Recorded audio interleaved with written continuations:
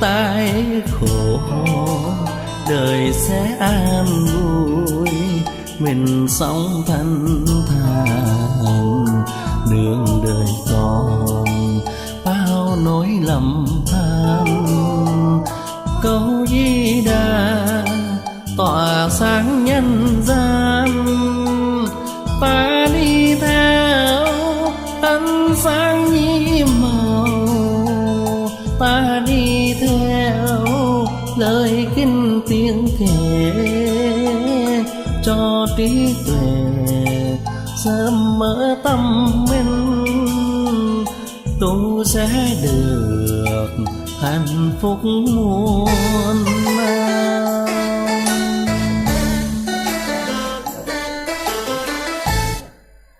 Đi qua ca. Nam mô Sư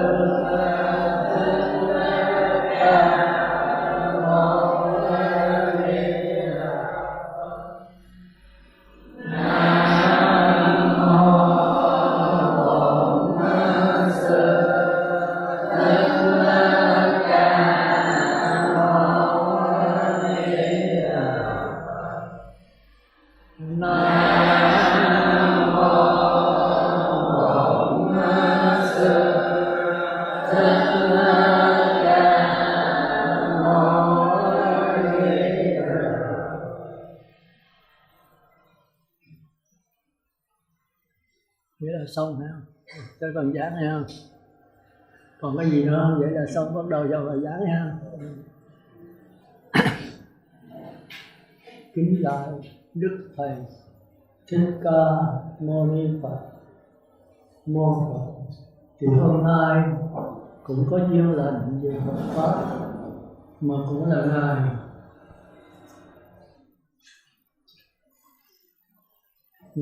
5 tháng 7 thì cũng có thừa, thì đó ông mới đồng ý. Chứ 5 tông thì đúng hơn, thì hầu như giữ về tứ niệm xứ. Nhưng cái cách giảng bên 5 tông đó, thì nó hơi khác với Bắc tông. Và theo cái quan điểm của tôi xin nói là tôi xin xưa trước ha, là dầu cho Đức Phật, dầu cho các vị thiền sư nổi tiếng, dầu cho là cái truyền thống, chúng ta cũng phải làm sáng tỏ. Chúng ta rất kính các ngài, nhưng xin thưa đừng có sợ các ngài, đừng có sợ cái hào quang các ngài. Nếu quý vị chịu vậy thì tôi đi sâu vào, tôi chỉ làm sáng tỏ những cái chỗ mà không sáng tỏ của các ngài thôi. Thành ra tôi coi hết những cái kinh gì tứ niệm xứ bên 5 tông, tôi thấy có nhiều chỗ hết, nhiều chỗ không sáng tỏ. Mà nếu không sáng tỏ thì trở lại cái đạo người trời, chứ không phải đạo Phật. Cái đó là cái xin thưa trước với quý vị. Nếu đồng ý thì chúng ta trao đổi vào đó. Tôi không phải nói tôi đúng, nhưng mà là quan điểm của tôi, thì tôi xin chịu trách nhiệm. Tôi đã nói trước là nếu tôi đúng đó, tôi thành Phật, mà trật thì tôi thành ma. Thì quý vị đừng theo tôi, mà cũng đừng bỏ.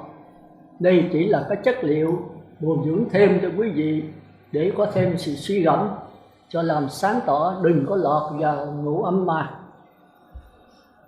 Rồi qua tới Đại Thừa thì giảng về tứ niệm xứ.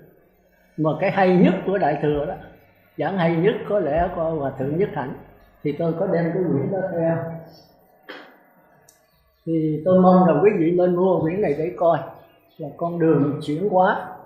Ngài kêu tứ niệm xứ là con đường chuyển hóa, còn kêu đó là kinh 4 lĩnh vực quán niệm. Vì Hòa Thượng Nhất Hạnh danh từ tùm lum hết, mình nhức đầu con đường chuyển hóa. Thành ra tôi đọc vô cái con đường chuyển hóa, tôi thấy cái chuyển hóa là không đúng. Thì đó quan điểm của tôi thôi. Đạo Phật không có chuyển hóa, chuyển hóa chỉ là người trời thôi, đó là danh từ của thế giới thành thông. Mà trí tuệ là không có chuyển hóa, là một sự nhận lại thôi. Nhưng mà Ngài giảng, Ngài có phê bình cũng giống như tôi đó, là cái chỗ không sáng tỏ của 5 tông.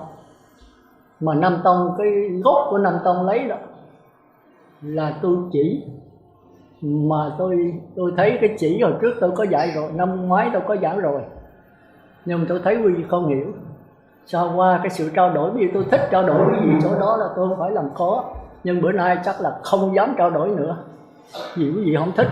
Cái gì không thích thì thôi, chứ còn miễn cưỡng bắt buộc để trao đổi thì tôi thấy nó không có sự hứng thú, không có sự là trao đổi thật sự, với sự bị bắt buộc phải trao đổi, thành ra tôi không dám kêu nữa. Bữa nay chắc là ngày giảng chót thôi, rồi nếu thật sự thì chúng ta tiếp tục, còn không chắc chúng ta vắng nhau xa lâu quá. Thì tôi muốn nói về những cái điểm cốt yếu để quý vị coi lại cái bên Nam Tông. Thì bên Nam Tông thường kêu là minh sát tuệ, thì chia ra 16 pháp minh sát tuệ, mà cái gốc của Nam Tông đó là tu chỉ rồi qua quán. Tức là chỉ tôi đã giảng kỳ rồi. Ví dụ hơi thở hít vô thở ra đếm 1, hít vô thở ra đếm 2, tức là tùy sổ tức. Rồi hay là còn kêu là tầm nữa. Rồi sát là theo dõi hơi thở của mình, thì ra kêu là tùy tức. Thì nếu theo cái đó, sổ tùy chỉ quán hoàn tịnh định xả, hay tầm sát hỷ lạc tịnh định xả, thì chúng ta đi vào cái sơ thiền thôi. Tức là niệm Phật đếm từ 1 đến 10, niệm Phật khỏi đếm, thì còn phải tầm sát. Thành ra nó chưa có nhất niệm được. Thành ra trong kinh Đại Thừa thường kêu đó là ly dục sanh hỷ lạc. Hễ nó phóng ra thì kéo lại, phóng ra là tạp niệm, kéo lại là nhất niệm. Còn nó phóng nữa mình kéo lại là nhất niệm. Hễ kéo được vô là nhất niệm, mà phóng đi là tạp niệm.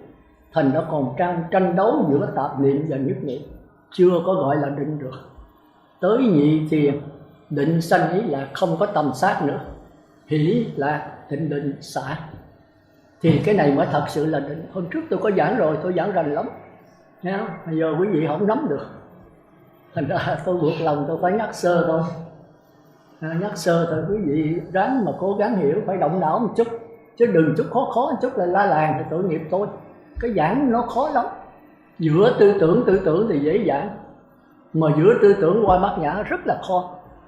Thành ra tôi hôm trước tôi có nói đạo Phật dường như là mất rồi, chỉ còn đạo người trời thôi.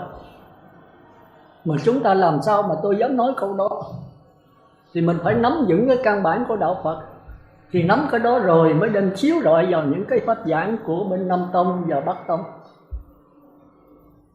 Đó thì thường đó là cái thứ hai, đó là khỏi cần niệm Phật, khỏi cần đếm hơi thở, khỏi cần đếm, khỏi cần theo dõi hơi thở, mà hơi thở với cái tâm nó dính liền nhau, thì kêu là định sanh hỷ lạc.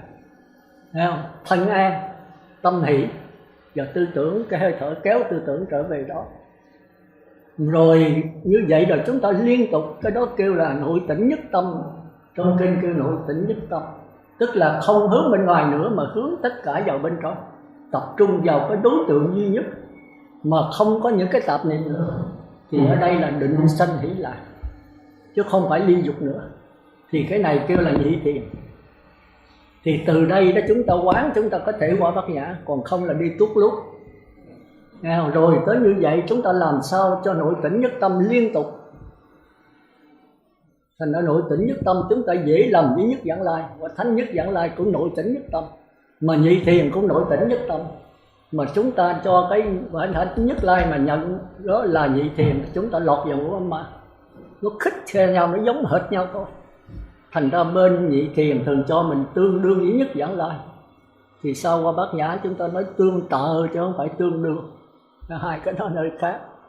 Rồi tới cái ba là tam thiền. Khi mà nội tỉnh nhất tâm được liên tục, không gián đoạn, thì kêu đó là chánh niệm tỉnh giác, là ly hỷ diệu lạc, bỏ cái hỷ luôn, chìm đắm trong cái lạc. Thân lạc, tâm lạc. Hồi nãy là thân an thì tâm hỷ, hai cái nó tách rồi. Bây giờ toàn thể thân thể đều là lạc thọ hết, mất thân luôn. Cảm thấy tam thiền là không thấy thân mình nữa, vì toàn thân đều là lạc thọ hết. Thành ra trong đó mới là thân lạc, tâm lạc, mà các bậc thánh gọi là xả niệm lạc trú. Thì hôm trước tôi có giảng kỹ, hôm nay giảng nữa là không có thì giờ, tôi nhắc lại thôi. Thành ra tôi đòi hỏi quý vị là nghe tôi phải nghe nhiều và phải ôn bài vở để trả bài, thì tôi mới nắm được cái trình độ quý vị, tôi mới giảng sâu nữa. Rồi hôm trước trao đổi với Viện trưởng tôi mới thấy là cái nhất niệm Viện trưởng nắm không vững. Ngài cho rằng cái quán đó thì không có chỉ. Thì tôi nói chết rồi, quán không chỉ làm sao quán. Nhưng hôm trước tôi có giảng rồi, chỉ có thể không có quán được, nhưng mà không có quán nào mà không có chỉ hết trơn. Cũng như hôm trước tôi giảng về vấn đề nhân quả cũng vậy. Có thể nhân quả mà chưa có nghiệp, nhưng mà bất cứ nghiệp nào cũng có nhân quả trong đó hết. Định lý ngược nó không có đúng, có thể có không đúng. Nhân quả là nhân quả, chưa có nghiệp trong đó. Nhưng mà khi đâu nghiệp rồi là phải có nhân quả trong đó. Còn chúng ta tu chỉ không, chỉ là gì? Là dừng cái tư tưởng lại để mà quán chiếu vào một cái đối tượng duy nhất, gạt tất cả mọi đối tượng để thấy rõ nó. Thì chúng ta có thể tập trung kỹ mạnh lâu sâu mà chúng ta không quán được. Chẳng hạn như mà nổi sân, thì tôi lấy thí dụ hôm trước tôi có giảng rồi mà quý vị nghe rồi, quý vị không chịu ôn lại. Thành ra tôi muốn đòi trả bài là chỗ đó, hãy trả bài tôi biết quý vị hớ chỗ nào. Còn nếu đắc quả là hán người ta không cần, ta đi thẳng vào lại gia quý vị, tôi đâu có đắc thánh quả được. Thành ra trao đổi với tôi là tôi biết cái trình độ liền. Mà tôi thấy quý vị tiếc lời nói quá, không chịu trao đổi gì hết, thì tôi đâu có biết cái trình độ làm sao. Mà nếu quý vị hớ chưa sáng tỏ tôi phải giảng lại. Còn nếu sáng tỏ tôi đi sâu hơn. Mà nếu chưa sáng tỏ mà tôi đi sâu nữa thì cuối cùng không được cái gì hết. Gần không đi được rồi đi xa làm sao đi được. Lớp mẫu giáo lớp 1 mà chưa thông làm sao qua lớp 3 lớp 4 được. Thành ra cái ý của tôi là muốn giảng quý vị phải nắm được. Mà nắm được thì phải trả cái bài cũ. Mà thí vị thiết lời nói quý vị không thèm nói là hồi đến thinh hết.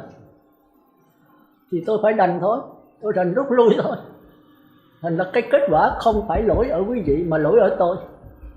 Tôi không biết cách làm như thế nào, mặc dầu tôi trình độ tôi đều có giới hạn thôi, chứ tôi đâu phải là bậc thánh. Thì tôi giảng theo cái khả năng hết mình của tôi tìm đủ cách ví dụ để cho quý vị sáng tỏ.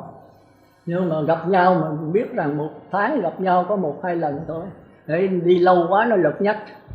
Mà phải quý vị về quý vị chịu nghiền ngẫm lại văn tư rồi mới tu. Quý vị văn mà quý vị không tư, không có suy nghĩ gì hết trơn, quý vị không hiểu hết rồi làm sao áp dụng được đời sống của mình.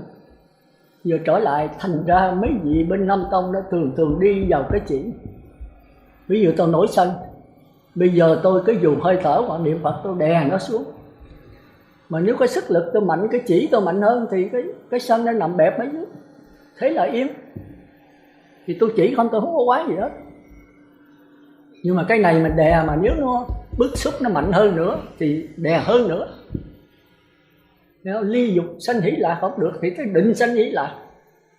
Định sanh hỷ lạc thì trừ cái sân, ly dục sanh hỷ lạc thì cái thuyền tham dục không trầm với nghi thôi. Hôm trước tôi có giảng cái này rồi đó mà. Như trưởng đã bắt trừ cái tham dục trước, tôi nói là không được. Tầm thì trừ hôn trầm, sát thì trừ nghi, hỷ thì trừ sân, lạc trừ phóng vật, bất lạc bất khổ thọ mới trừ tham dục. Tôi bắt từ dưới lên đó. Thì trong kinh mấy năm Tông giảng tùm lum hết, cứ chỉ vô ngay tham dục trước. Mình phải có con mắt trạch pháp, chứ mình không phải vì hào quang các ngài mà mình sợ mà mình theo, không có cái vụ đó. Thiền sư thì thiền sư nổi tiếng không? Thái Lan, Tích Lan, nhất là thiền sư Tích Lan, trong nào nấy cũng là tiến sĩ không. Mà bất chấp tiến sĩ gì tiến sĩ, mà không sáng tỏ là tôi vẫn làm là thôi. Vì tôi đã nói trước là gì phải có cái can đảm như vậy. Thì Đức Phật đã có nói rồi, đừng nghe ai hết. Dầu đó là truyền thống, dầu đó là bổn sư, dầu đó là mật minh sư. Minh sư thì kệ nó, nhưng mình phải nắm cái gốc mình trạch pháp vô đó. Bất tri tắc vấn mà bất minh là tắc học. Thì không biết là phải hỏi, dầu như Đức Phật bây giờ giảng bây giờ tôi thấy khác với cái biết tôi cũng phải hỏi Ngài thôi. Hỏi Ngài tức là cung kính Ngài. Còn nói mô Phật Amen, Ngài dạy sao con nghe vậy, thì tôi nói là cái đó thầy Đức Phật nói là phỉ báng ta. Theo ta mà không hiểu ta tức là phỉ báng ta. Mình theo Đức Phật để làm cái gì? Để hầu hạ, để ăn mày cái phước báo của Ngài? Không có đó. Đức Phật ra đời là muốn mỗi người chúng ta phải thành Phật như Ngài. Cái quả Phật không phải là riêng mình là Thái tử Siddhartha, mà nó là chung cho tất cả. Phật đến là để mỗi người chúng ta phải thành Phật, như Phật, bằng Phật. Để tôi nói sai tôi chịu tội thôi. Còn các tôn giáo khác thì không có. Chúa là trên hết. Mình bằng Chúa là phạm tội phạm thường. Tôi mà sở dĩ đi tu là Phật là tôi thấy cái chỗ đó. Tôi ở đó hôm qua bên Thiên Chúa, tôi học trường Thiên Chúa là chứ tôi không có vô đạo. Nhưng mà khi ông cha giảng là nói Chúa là trên hết. Có vậy Chúa rồi tôi cũng làm Chúa được. Em nói em phạm thượng. Tại sao có mình Chúa là Chúa mà mình không được làm Chúa? Mình phải là hầu hạ Ngài, phải nô lệ Ngài, phải sinh vì nước Ngài, phải làm con cháu của Ngài. Phật thì đó nói là Phật ta là Phật đã thành, các con là Phật đang thành và sẽ thành. Hai cũng là Phật nếu chịu đi theo con đường hướng dẫn của Ngài. Thôi thì chúng ta trở lại thành ra cái căn bản của năm tông mình phải nắm được. Một là đi theo chỉ. Thì như tôi nói đã sanh rồi đó thì mình cứ đè nó xuống. Rồi đè không được nữa thì phải lên tầm sát rồi tới hỷ không được chìm lắm trong lạc. Lạc mà bức xúc không nổi nữa thì qua cái bất lạc bất khổ thọ. Bất lạc bất khổ thọ là không còn sắc thân, không còn cảm giác nữa. Có sắc thân, có cảm giác mà đè nén tới không để ý tới nó. Thì cái này là cao nhất, mà hơn nữa đó, nó mạnh hơn cái này nữa thì nổ thôi, xuống địa ngục thôi. Thành ra cái lối tu mà chỉ nó nguy hiểm. Nhưng mà đạt tới tứ thiền thì khó đụng. Cõi đó thường đó trong kinh là cái bất động địa. Bất động địa là gió bắc không đụng tới nữa. Nước, đất, bão tố, dòng tố, nước lục, nước lửa cháy không đụng tới người tứ thiền. Thì nó tương đương giống hệt như bất lai. Đó là hiện tại lạc trú, còn bất lai là hiện tiền lạc trú. Bất lai là không có nhập, không có xuất, mà luôn luôn ở trong thường định. Thì cái đó nữa tôi giảng qua, tôi hôm trước tôi là chú trọng về cái tư tưởng bất nhã. Thành ra tôi có cái bản mà đưa, tôi giật mình như chủ nói là sư giảng rồi tôi cũng không nắm hiểu cái danh từ hư vô vi tế, hư minh lối siêu soi, mà tôi nhớ tôi có giảng rồi. Tôi có đưa cái bản cho mỗi vị, có cái mũi tên đó. Rồi nghe ông Minh Cảnh nói ai đó đem thảy vô sọt đó. Thì cái sức giảng của tôi nó bắt đầu nó xuống. Tôi nói trời ơi, cái lỗi của mình quá nặng, mình đang giảng cao quá. Mà quý vị nên nhớ gặp nhau có hôm năm ngoái tôi giảng 2 ngày liên tiếp. Tôi biết là nó loãng, tôi cố gắng về đây tới 2 bữa. Ở đây không khí không bằng với tôi, nóng lực quá trời, vì chỗ nó chặt cứng à. Lên xuống là đụng nhà không có cây cao bóng mát gì hết á. Nhưng mà tôi cũng ráng xuống ngủ một đêm để 2 ngày 4 thời. Mà năm ngoái nhiều thời 2 tiếng á. Năm nay thì buổi sáng được 1 tiếng rưỡi, chiều có 1 tiếng à. Thành ra ngoái chuyện sáng 1 tiếng rưỡi, chiều 1 tiếng rưỡi. Mà tôi còn không đủ khả năng, không đủ thời giờ để giảng. Thì quý vị thấy nó khó lắm. Giảng tư tưởng thì dễ, thì ai cũng giảng tư tưởng hết. Thì cái minh sát tuệ đó là pháp quán. Thì bên đó đi về tứ thiền rồi, đi vào pháp đè nén rồi mới qua pháp quán kêu là Vipassana. Người kia kêu mà Samadhi, Samatha gì đó. Thì cái tiếng Phạn là tôi không để ý lắm. Rồi thì Vipassana là quán cái gì? Vô thường, vô ngã, khổ đau. Cái này cũng là Phật dạy thôi. Phật hỏi về sắc quẩn là vô thường hay thường, thì chư tỳ kheo nó bạch Thế Tôn sắc quẩn là vô thường. Ngại vô thường là khổ hay là sướng? Thì các tỳ kheo vô thường là khổ. Như vậy có nên nhận cái sắc quẩn này là ta, là của ta, là tự ngã của ta hay không? Thì nó không đâu, không nên đâu Thế Tôn ạ. Rồi cái thọ quẩn, tưởng quẩn, hành quẩn này có ý hệt vậy thôi. Thành ra không nên nhận sắc quẩn, thọ quẩn, tưởng quẩn, hành quẩn và thức quẩn là của ta, là tự ngã của ta. Bởi vô thường là khổ, vô ngã cũng khổ. Vậy vô thường, vô ngã, khổ đau là tam pháp ấn của đạo Phật. Theo tôi sai. Tam pháp ấn thiệt, thật có dạy thiệt. Nhưng mà đây là tam pháp ấn của người trời, để qua nhập lưu, chứ không nếu dừng ở chỗ đó là đi theo cái thế lẫn quẩn. Rồi tự nhất hạnh dường như cũng thấy được chỗ đó. Ngài có phê bình cho cái cứu này. Rồi tới Ngài sửa lại. Ngài nói vô thường đâu có thấy khổ, vô ngã đâu có khổ. Vô thường vô ngã là cái định lực của vũ trụ mà.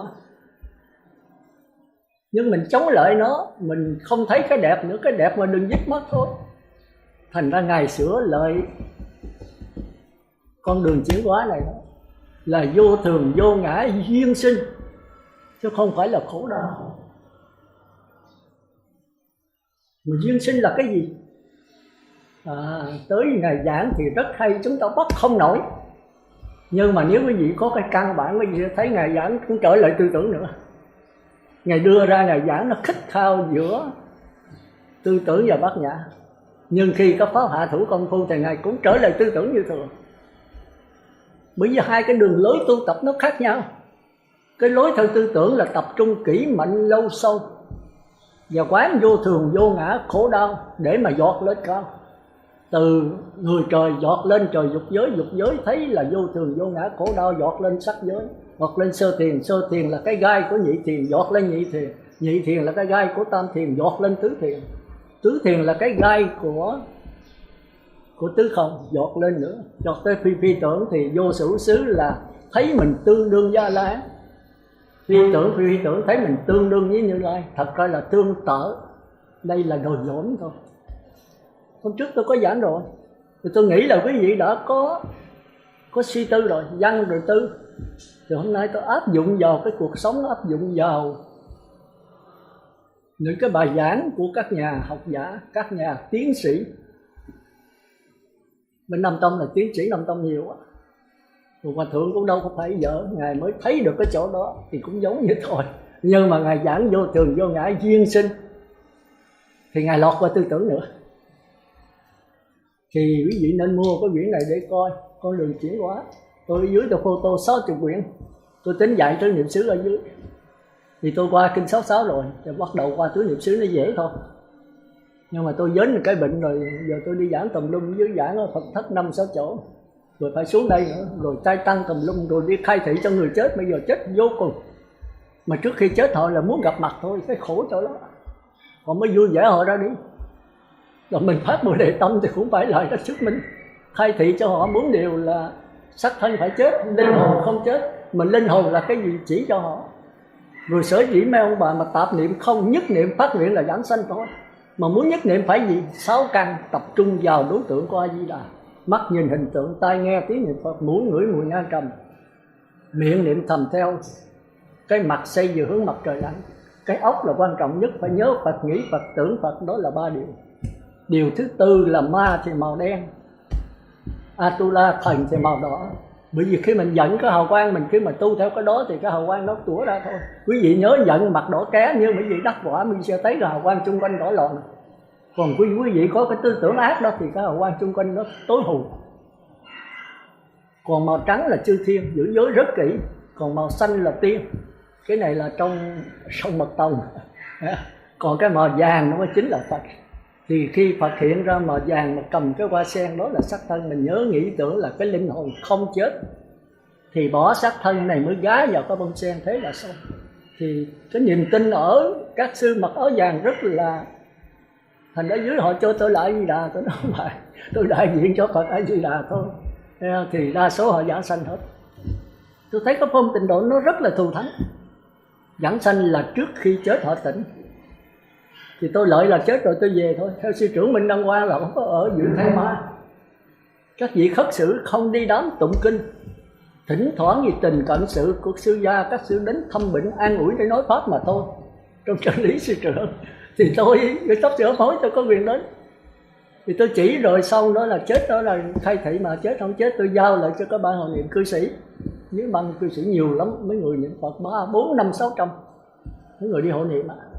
Rồi tôi nói giao nhắc lại 4 điều này ha, đó là khai thị. Rồi hậu sự tôi có làm, tóm lại cái hậu sự đó là không đi giấy tiền vàng bạc, không tiền đô la, không bỏ vàng vào miệng, những cái mê tín dị đoan của đời tôi đều để trong đó hết. Thì gia đình phải y theo cái này. Và trong 49 ngày đó sau khi chết phải ăn chay trường hết cả gia đình. Rồi sau đó phải mua chi mua nấy là kêu phóng sanh hồi hướng cho người chết. Chứ đừng rải giấy tiền nào bạc, đừng lầu kho sáu hướng. Thì cái đó là những cái trong kinh tôi ghi lại rồi tôi đưa cái ban đó cho gia đình coi để làm hậu sự. Rồi bây giờ cứ đi hoài, người chết bây giờ nhiều lắm. Bây giờ bệnh hoạn chết biết nhau, biết là bao nhiêu. Mà trước khi chết là phải có tôi gặp mặt, gặp tôi mà mới chịu ra đi. Bây giờ mình phải làm chứ rồi sao? Thành ra bận rộn đủ thứ hết. Nên tôi tính soạn cho quý vị, tôi photo một mớ cái của tôi với cái mà ngũ quyển tiến trình ngũ quyển. Nhưng mà nghe ông Minh Cảnh nói tôi nói thôi bỏ. Cái bài kinh 66 tôi đã làm xong tóm tắt rồi, thì có Phật tử tóc ký hay sao đó mà tôi thấy ông sáng tỏ, tôi sửa lại. Nhưng mà nghe ông nói vậy tôi nói thôi, con tính đem xứ này là Pháp. Tôi nói Pháp có ai coi đâu.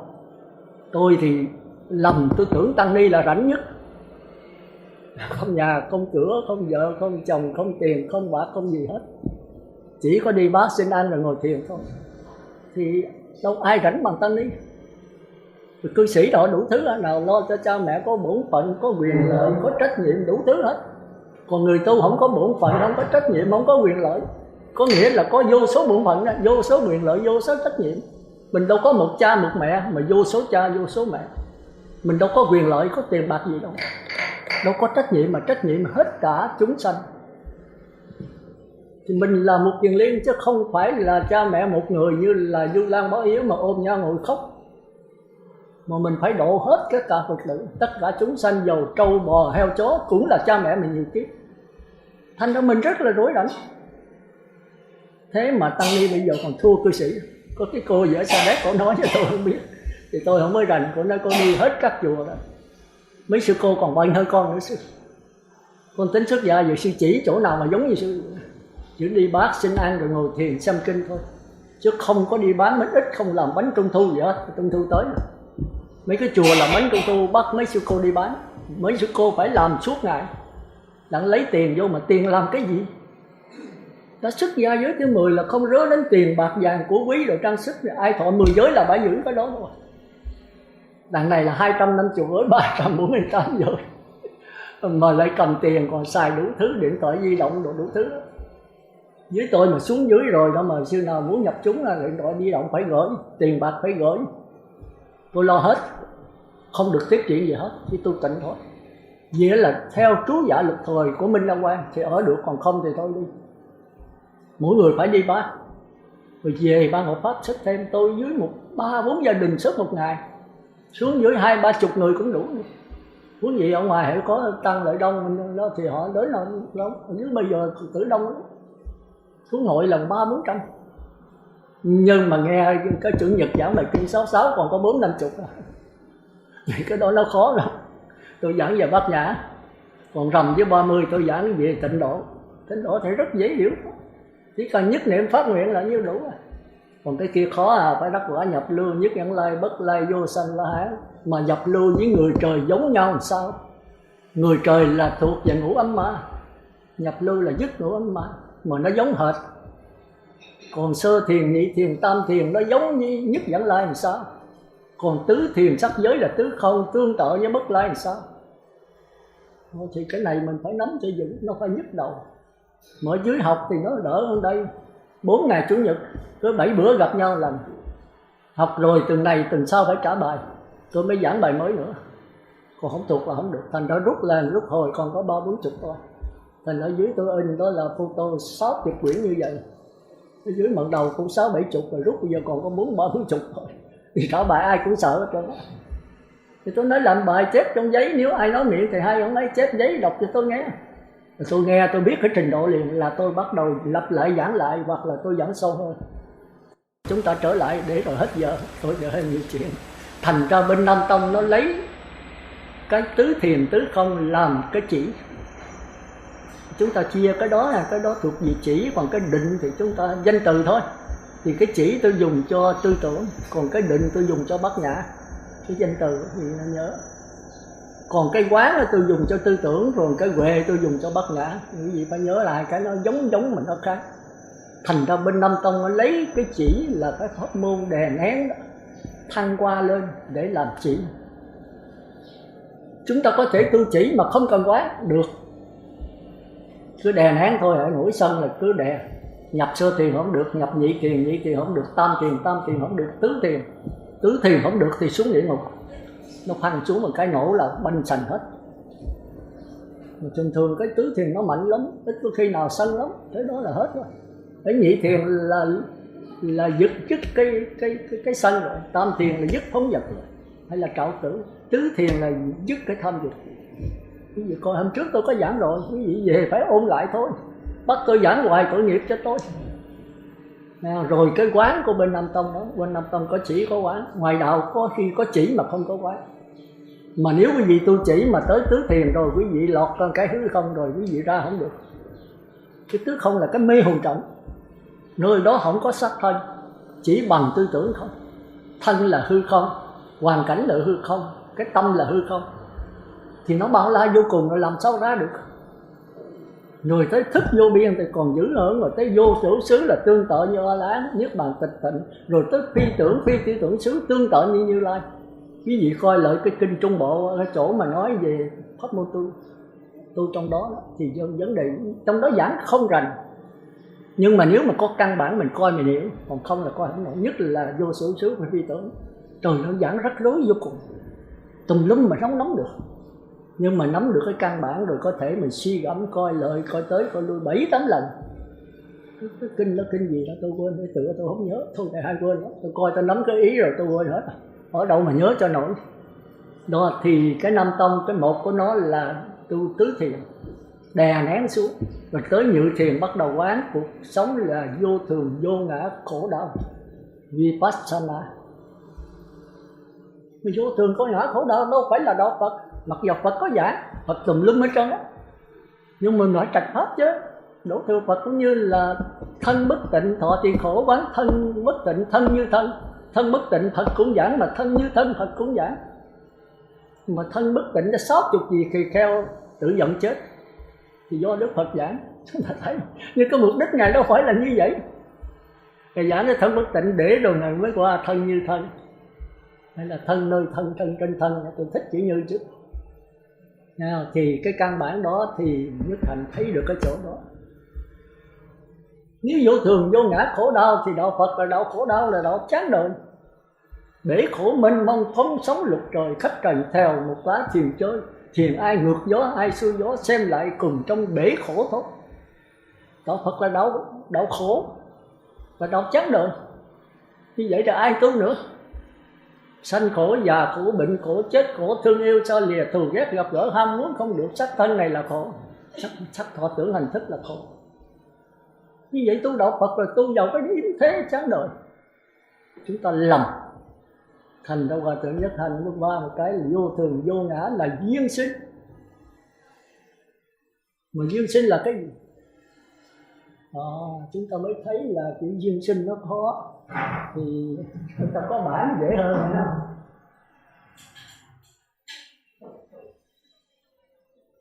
Thì hôm trước tôi có viết là có 4 đường ác này.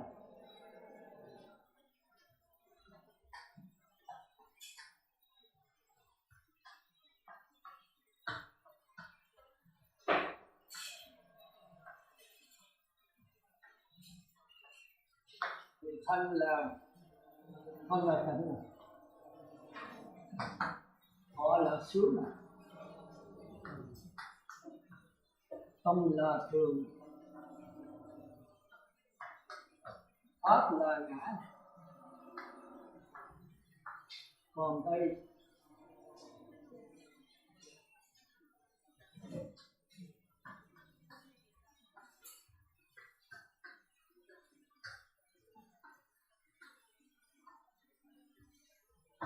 thân là bất tịnh,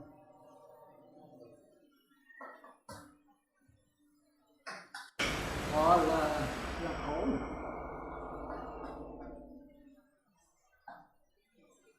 tâm là vô thường, pháp là vô ngã.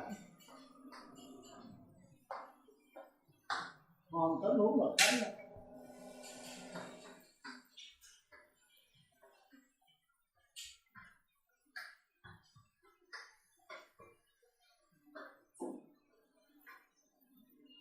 thì thân như thân,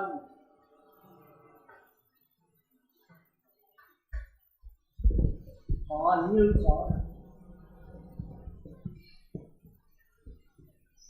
tâm như tâm,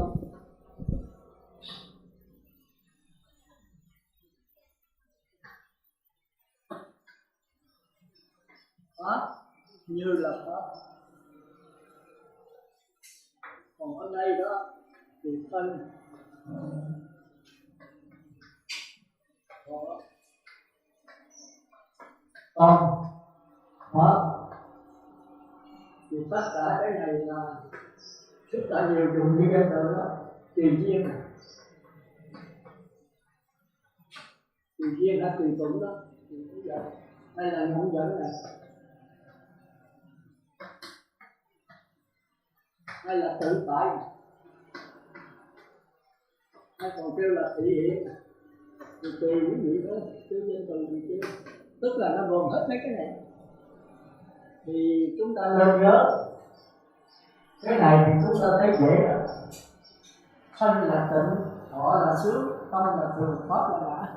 Thì bốn đường ác thì chúng ta đừng tưởng là bốn đường ác là địa ngục, ngạ quỷ, súc sanh, là địa ngục thì không nói gì, là chưa có cái biết, chưa có sự sống. Địa ngục gồm cả hai thứ, hôm trước tôi giảng rồi, địa ngục vô trái đó là cảnh vật bên ngoài, hay trong mình thì là mắt, là ghèn, là lỗ tai, cốt ráy, những tiểu gì đó, thì cái đó là địa ngục thì chưa có cái biết, chưa có sự sống luôn. Còn trong mình là mắt, tai, mũi, lưỡi, thân là có sự sống mà chưa có cái biết. Mắt, tai, mũi, lưỡi, thân là chỉ nhận lấy sự vật thôi chứ chưa có cái biết. Thì cái đó là bốn đường ác. Rồi tới ngạ, tới súc sanh thì bắt đầu có sự phân biệt. Thì ngạ quỷ là có cái biết mà chưa có phân biệt, biết dễ chịu, biết khó chịu, biết không dễ chịu, không khó chịu, nhưng mà phân biệt tại sao vậy thì ngạ quỷ không biết. Thành ra chúng ta kêu là tham lam, hãy thấy sự vật là chìm đắm trong đó liền chụp nhìn chứ không có phân biệt lợi hại tốt xấu gì hết, thì cái đó là ngạ quỷ. Còn súc sanh đó là có phân biệt, là phân biệt xấu dật, tức là phân biệt một cách lờ mờ thôi. Mà khi mà cái ngạ quỷ nổi lên rồi nó không còn phân biệt nữa, tức là bố nó cũng biết con cái, biết vợ chồng, biết con cái, nhưng mà khi nó đói quá rồi con cọp cái, con sư tử cái là ăn con, nó không còn phân biệt là con nữa. Khi mà nó loạn cái tình dục, nó có thể dâu có biết con khác, dâu có biết con nó luôn. Thì đó chúng ta nói là cái súc sanh là cái biết mà lần mà chúng ta thường kêu là vô minh, thì vốn này nằm trong cái căn bản của vô minh. Còn Atula là những người thích chiến đấu, chúng ta thấy mấy trẻ nhỏ thì nó mang luôn xuống nó đánh giặc thì chưa nữa, thì chúng ta thấy trẻ mà tranh trị nhau, chúng ta cũng nằm trong Atula là cái tâm tập đố, chiến đấu thích hơn thua. Vì bốn cái này là bốn người ác, thì nó cũng quán thân là tịnh, họ là sướng. Vì thân có tịnh cho nó mới chiến hữu như cái gì là cái sách hay này khoái. Thành ra trong di thức học rất là nhiều cái đó là phù trần căn,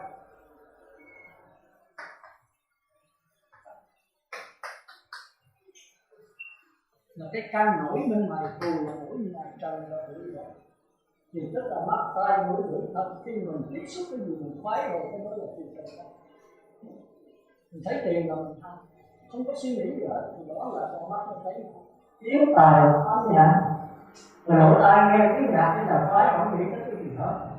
Rồi cái miệng mà khi đó ngửi cái mùi xào thơm rồi nào vô chụp ai đọc chết luôn, thấy vàng rồi nào vô chụp gì, thì cái đó là thuộc về phù trần căn, tức là thỏa mãn cho mắt, tai, mũi, lưỡi, sắc, thân cái mùi hoa.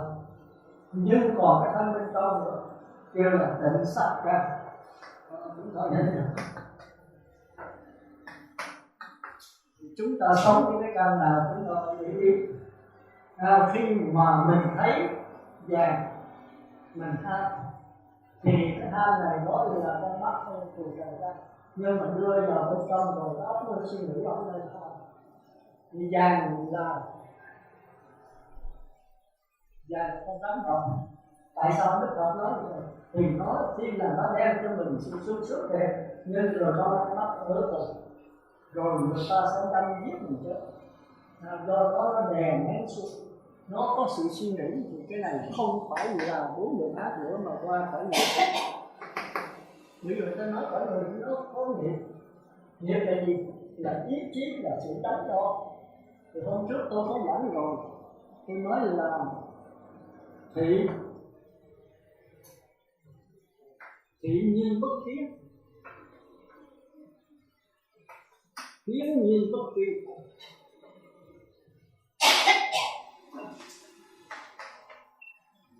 tri như bất thức, tri như bất tư.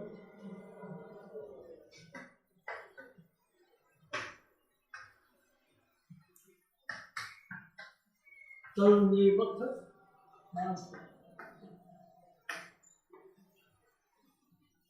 Thì đây là cái tiến trình của năm cũng giải cách khác. Thị là gì? Thị là cái nhìn của cái tròng nghe con mắt. Thì đây là thuộc về 4 đường ác. Kiến là gì? Kiến là cái thấy của các dây thần kinh, tức là tự sắc căn tư lãnh nội tại. Và bắt đầu có ý chí, có sự phân biệt, có sự đánh đo, có sự đè nén và có sự quán. Thì tức là 4 đường thiện của người và trời dục giới. Rồi kiến nhiên bất tri, nhìn mà chưa có sự phân biệt, thì sự phân biệt này nó thuộc về cõi trời dục giới. Bắt đầu có ai nhận ra, con người chưa có ai nhận ra, chỉ có ý chí đó. Nó mày làm cái này, mày làm gì được cái tập bậy hoài, mày cải sửa mà cái tập bậy hoài, tức là cải sửa là có ý chí nhưng mà không có cái nghiệm. Thì cõi trời dục giới bắt đầu có ai nhận ra. Chúng ta coi là luật căn nó suy tưởng, mình coi là phải để ý. Rồi thì cõi trời dục giới có ai nhận ra, nhưng mà lại do non nữa, không ấu tỷ đâu. Rồi tới cõi trời sắc giới thì mới thấy cái chiến hữu bên ngoài là trái. Sắc tài danh lợi ăn uống đủ nghịch, cái này là gì bao giờ tôi có tiền bạc người ta sẽ biết tôi đó. Là nó những gì mà nó làm nó tôi kéo cổ tay rồi nó ở người cổ nó chặt lấy cái tay nó lấy nó phải ghét mình, nhưng mà nó thanh dài nó chặt lấy cái cổ mình đấy. Rồi những người mà chết mà toàn căn vàng không nhận đâu thì nó đào cái mã lên nó đập lấy cái miệng rồi nó bóp ra mà lấy vậy thù quán phải nói tiền đó. Thành nó tu cũng nhiều phải để ý thôi đó. Thành ra bởi trời dục giới nó thấy nhầm chắc thôi. Bởi vì chính hữu bên trong, hữu bên trong làm sao? Niệm Phật lấy từ một và hết vô tạo ra cái một ly dục sanh đi lại. Dục sanh đi lại thì lúc chính hữu bên ngoài, lúc chính hữu bên trong, chính hữu bên trong thì cái hiện đại không ai gần được. Chỉ đặt vô cái thiện định của mình mà có. Rồi cái niệm thiền là không còn chính hữu bên ngoài. Thì sơ thiền đó là với người và trời dục giới. Còn niệm thiền là bắt đầu qua trời sắc giới, hoàn toàn chiếm hữu bên trong, định sanh hỷ lạc, không còn tầm sát nữa mà hỷ lạc cũng bị xa. Rồi chìm đắm trong đó qua tam tiền bỏ hỷ luôn, ly hỷ diệu lạc, chìm đắm trong đó thân, toàn thân đều là cảm giác sầu khổ đó. Tức là thân là tâm lạc, không phải là thân an tâm hình. Khi kia thân an riêng cái tâm đó là hình. Thì nó có ví dụ cái gì như khát nước, mà hỏi có nước không? Thì sư trụ trì đây nó có một cái dừa hoa sen. Thì mình mừng cái đó là mừng chứ không phải là sắp sửa uống nhưng có uống đâu. Mà nếu sư trì để mình trễ 2-3 tiếng thì nó trời ơi sư trụ trì nó không có rất mà tội ra. Theo mà đem ra là mình thấy mình uống cho nó mát đã được ra mình không biết mình nói đâu. Cứ là đã. Thì toàn cái thân mình đều là cảm giác là có. Thanh lạc tâm lạc, chúng ta hiểu ý trong cái bài kinh trung bộ. Mà quý vị đọc cái ngưỡng hiểu gì đâu. Quý vị phải hạ trụ công phu. Mà muốn hạ trụ công phu thì phải coi cái mọi người. Thì mình hay nhất là ta ra. Mình biết nguyên gì không? Vì thanh định nào. Thì coi đó rồi là mình hạ trụ mình thấy nó không sao. Tôi mình trước không có coi, tôi hạ trụ đi vô đó tôi biết là cái gì. Thì nó đâu có kinh sách gì. Sau này nó ra có 2 điểm là tôi thì sau tôi coi cái gì đó là cõi trời dục giới. Rồi cõi trời dục giới nó chán cái đó mới qua cõi trời sắc giới, tức là chiếm hữu bên trong mà còn thiếu hết. Bây giờ ngọc vô xuất ra được hết thì đó là phải giữ 8 giới, nó ăn cái giới nha, để giữ 8 giới, tức là phải có cái hạnh chịu cái hoài nghi. Còn 5 giới là hại mình và hại người, còn 8 giới là chỉ hại mình mất cái tư cách của mình tu thôi. Chứ còn đây đó thành ra 3 cái sau là 3 cái hạnh. Cái này là tôi là nó tránh giải cho tôi giảng. Mình nói sư tử là tôi giảng là năm giới tôi không làm giới. Còn năm cái sau là năm cái này. Giới là thì dễ giữ mà không khó gì. Rồi cái câu của mình để giới thì dễ giữ gì hại người. Mình sát sanh trộm cắp tà dâm nói dối uống rượu, không ai muốn nói mình. Mình sát sanh mình biết người khác thì người khác phải đánh đập cơ mình. Còn bây giờ tôi ngồi ghế con làm được đâu phải làm gì. Nhưng mà tôi cách mình tôi không được, tôi ra đánh dỗ tôi làm. Tôi ngồi trên cái ghế cao, tôi học thuốc, tôi phạt tôi đâu. Thì đó là tôi đi tôi đâu có làm gì đâu. Nhưng mà cái người tôi không xứng đáng, cái quan đi không có đủ tôi đó. Thành ra giới thứ 6, thứ 7, thứ 8, thứ 9, thứ 10. Nhất là giới thứ 10. Bây giờ tôi cầm tiền, cầm vàng, tôi ra, tôi phải làm cái gì. Nhưng mà người tôi không xứng đáng. Thành ra cái hạnh là khó gì. Khó lắm. Cái gì nên nhớ cái hạnh kiểm là cái khó nhất. Thành ra nếu hạnh kiểm thì phải lên cái cõi trời vô sắc nữa. Cõi trời sắc giới đó là ăn chay trường. Trường trai tiền được. Tức là không phải lỡ đời. Thì tránh được cái sắc dục. Như đó tránh là các bè nét nha, chứ không phải hết rồi. Cái sai lầm của các cõi trời là chỗ đó. Chỉ có thấy cõi gì là ta mới thấy được chỗ đó. Còn cái sai lầm cõi trời vô sắc đó là không biết tiền. Mà không biết tiền thật không chưa? Còn lâu. Nhưng mà biết không biết tiền thì người đó trong sạch. Trong sạch là giờ rất xa. Mà lắm sao rồi cây đọt thì sao? Cái miếng mất rồi. Thành ra cái nhanh mình có rồi. Thì đừng cho cái gì. Đừng đất nước lửa gió mình hơn nữa thì nó không lên. Nhưng mà nó hụt giống còn thì nó vẫn còn thôi. Nhưng mà dễ thôi. Thành ra người sơ cơ phải đủ giới là sự kỹ. Giới là điều kiện ác có để đủ để qua trí huệ. Nhưng mà qua trí huệ mà còn chấp giới thì thuộc giới cấm tụ. Thành ra chúng ta phải nhớ cái chỗ đó, đang chỗ đó. Thì cái này quý vị thấy là thị nhiên bất kiến tị, đây là cái nhìn, đây là 4 đường ác. Kiến đây là 4 đường thiện. Kiến nhiên bất tri thì cái tri này là kiến đây đó là có cái trời dục giới và sắc giới, cái tri nó gọi trời vô sắc. Tri nó bất tư, lại cái tri này tự nhiên can với cái tư, tư đây là hành. Tức là ý chí kinh nghiệm quyết định là hành động. Còn thức đây là cái chỗ chứa tất cả mọi phước kinh nghiệm kiến thức cái học của mình. Thì theo như thực học đó thì đây là 5 căn nữa mà. Còn kiến đây là cảm giác bên trong. Còn cái này chữ tư, chữ trên đây là tư tưởng. Còn chữ tư đây đó là ý chí, là nghiệp, là sự đắn đo quyết định để làm đó. Còn chữ thức đây là kinh nghiệm, kiến thức và trí ức. Thì cuối cùng khi mình chết là còn có 2 cái này nữa.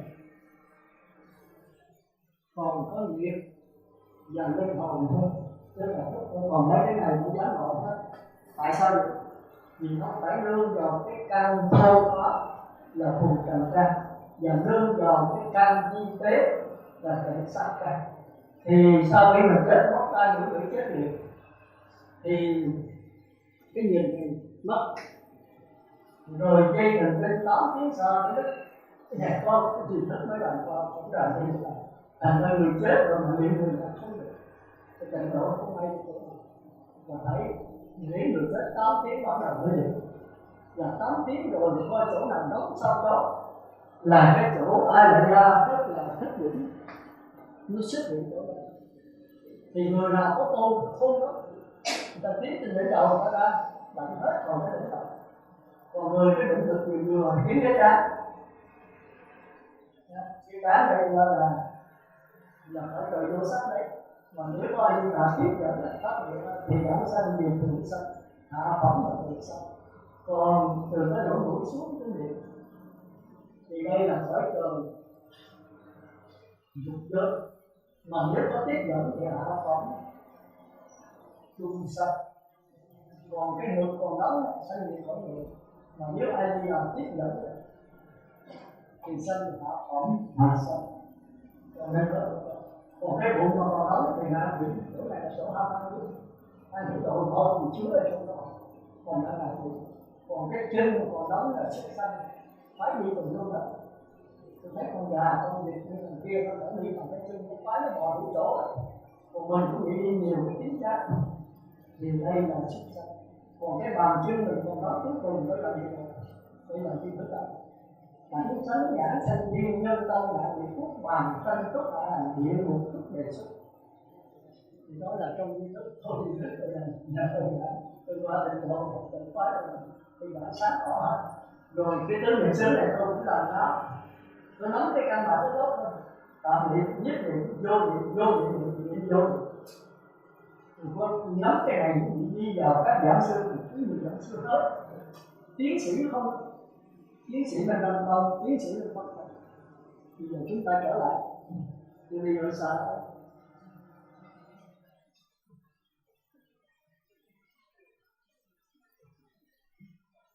Và thì chúng ta nhớ mấy cái này đó là 4 điều ác đi tới xuất sanh Atoma thì có nhớ được cái đó. Nhưng mà chúng ta chỉ là tôi giảng sơ đó. Quý vị thấy ở trong phong thần hay là trong cái Cửu Nam Viên có nói những loại xuất sanh nó tôn của phong thần rồi. Sư trưởng cũng có nói rồi thuốc nào già có thể nói gọn lên là người đầu tiên. Thành ra trong phong thần có hai thứ tiên xỉu giáo và triệt giáo. Triệt giáo đó thì là những người ta mà tu thành, còn bên kia xỉu giáo thì là cuốn tu thành, hai bên nó mới đánh nhau. Mà khi chết rồi đó thì bây giờ chúng tu thành là thường thường nó có buổi tối, tức là những tiên bây giờ tức là mình biết cái phổi mình có bệnh hay không thì ngờ cái máy quan trí để mà chữa nó. Còn bên thiên tiên đến thần tiên người ta không cần, người ta dùng cái con mắt người ta chiếu vào con người ta thấy nó phổi của mình thì cái này cao hơn. Thành ra lời tốt mà khi bị mấy ông thiên tiên mà đánh chết rồi chuyện là mình thú được thì hiện hình. Còn bên người là người cái trời mà tu thành tiên đó thì ít có bị chết, vì họ cái thần là con mà họ không dùng cái mũi bối, còn lại là cái mũi bối nào tức là một mũi bối là thấy nơi là niệm chú cho nó hiện hình, thế đó là 3 điểm. Còn những con người tu là ta lấy ngay của mình thiên nhãn thiên nghị tha tâm thành tốt của ngay thì theo đầu tiên nó thiên nhãn là con mắt điểm. Thì có con mắt thì là khi mình tu nó mở con mắt ra là chúng ta có thể nhìn thấu những cái cõi vô hình. Bây giờ tôi tu tiên mà còn thiên nhị tâm nó là ngay cái chỗ cái hậu cái tất cả cái lỗ tai thì nó hậu tất cả hai con mắt này nó hậu ngay này. Thành ra khi nó mở con mắt ra thì thấy và người ta chấp đây cái điểm đó là thiên nhị minh. Với Đức Phật thì kêu là minh số 7 của đó là trí tuệ. Thì sau này chúng ta còn lấy thiên nhãn không với minh khác nhau sao như vậy? Tam minh được không? Thì sau này rồi phải bắt minh. Nếu mà có thì ngờ tôi cũng gì cái trao đổi những gì cái sáng tỏ giữa người trời với đạo Phật. Thành ra cái thiên nhãn là thiên nhĩ minh sai mà có nghĩa nghe xa. Nên biết tất cả các tiếng của mình nó ăn dưới hai cái lỗ tai xuống dưới. Rồi tha tâm linh thì ngay tức thì tức là chúng ta chia ngay chứ là cái nhiễm người chúng ta. Bây giờ bên tiên nó kêu là duy tình, cái Phật hay là chứng thì cái tha tâm không là chỗ này nó hội qua cái tiên của người ta sẽ biết cái tâm người ta. Còn túc mạng linh nó là cứ như cái đúng tình tâm thôi, rất là biết được quá khứ một kiếp hai kiếp 10 kiếp của chúng sanh thì cái chuyện này nó sẽ thành. Còn thành tốt không thì ngay cái hậu môn bên tiên hay là bên yoga thì tiên là con đánh nữa. Hai cái đó rồi nó chuyển động rất là. Mà nếu ai mà có trong trường đó thì phải quả độc ma chết liền thì chúng ta mới hiểu cái gì cái lòng người ta tái lên bệnh. Còn cái lộ trạng thân thì nó nằm ở đây kêu là hóa hậu. Thôi tôi nói sơ ra cái đấy thôi, tôi nói là tôi tiên với lòng được. Rồi nói tôi tu cái đó, nhưng mà tôi thấy nó sai nó không được. Rồi gặp những chỗ chắc chắn thì nói lên hôm qua dẫn cho sư trụ nghe, tôi nói bỏ. tu đoạn âm không bằng đoạn tâm, âm căn dương căn đoạn thân không bằng đoạn tâm. Dương vật âm hộ thì nó chỉ là cái dùng để tiêu tử đó, mà cái tâm mới là cái thân nghiệp khổ nghiệp không quan trọng, mà ý nghiệp mới là quan trọng. Đạo Phật nói cái ý, còn bên kia nó xuất ra cái gì mà thân thể phát triển trong tinh thần cái nổi tới là đó được rồi. Thì để cho cái thân thể mình mạnh với người sĩ này kia mà cái tư tưởng giao dịch khởi lên rồi tốt ra mình đã chết luôn, như là khổ quá được mà. Còn Đức Phật còn bắt ngay cái ý niệm là cái tâm, để cái tâm an thì sao? Thân nó khỏe mạnh, tâm là chủ của thân, mà luyện thân thì cái tâm cũng khỏe, mà luyện tâm thì cái thân cũng khỏe. Nhưng mà luyện thân rồi là cái tâm không luyện mà khởi lên cái lúc muốn bậy bạ rồi cái thân nó tốt được, nó là tai sai của thân. Thì cái gì cũng bác của nó. Thành ra tôi nói thân nghiệp, khổ nghiệp, ý nghiệp mới là thân. Chàng thanh niên gì mà tôi bị rối trong cái khổ quan trọng. 5 giới là lúc vô 8 giới, 10 giới, có 200 giới ông bà có quyền. Không có được. Phải lợi Đức Phật nó đi. Như là cho con giữ một giới thôi nha. Chúng ta thấy Đức Phật là đó. Là con giữ cái tâm con. Để có tư tưởng ác thì con cứ dùng cái tư tưởng thiện con đè, con cải sửa. Rồi khi tư tưởng ác nó bố, tư tưởng thiện nó nằm ở trên thì con đừng có cải sửa nữa. Con cái theo là đó, cái hiểu biết của tư tưởng từ đâu mà có. Do cao tiếp xúc với trần thì bắt đầu có nhãn thức, rồi có xúc rồi nó có tọ nghe ấy đây mà nếu con thấy rõ cái hiểu biết nó rồi thì con là thánh, là Phật, là cái đại khái vậy nó cứ cái đại rồi thì nó là cái gì thôi. Còn thành ra cái tôi giải cái mục đích là chỗ đó. Thành ra ở đây chúng ta đi qua cái này ha. Thành ra 4 điều ác này nó cũng vẫn có sắc thân, có cảm giác, có tư tưởng, nhưng mà sắc thân vô minh, lờ mờ, cái hậu quả màu đen, rồi cảm giác là cảm giác ngạ quỷ, chiếm hữu không có suy nghĩ nữa, còn súc sanh là suy nghĩ một cách thú nhận. Khi mà mất rồi trở lại làm gì, thành ra nó cũng vẫn có. Ngoại đạo nó cũng tu, cũng có giới định tuệ, không phải nó có. Thành ra nó chỉ có đạo Phật có giới định tuệ thôi, nó không có giới định đó.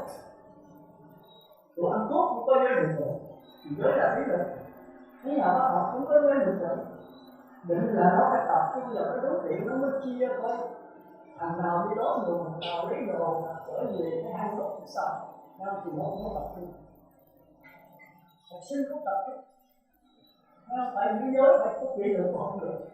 Một khi nó tập trung nghe tiếng mà muốn lại người kia thì thầy đó bị bỏ vô cùng là em tập trung được.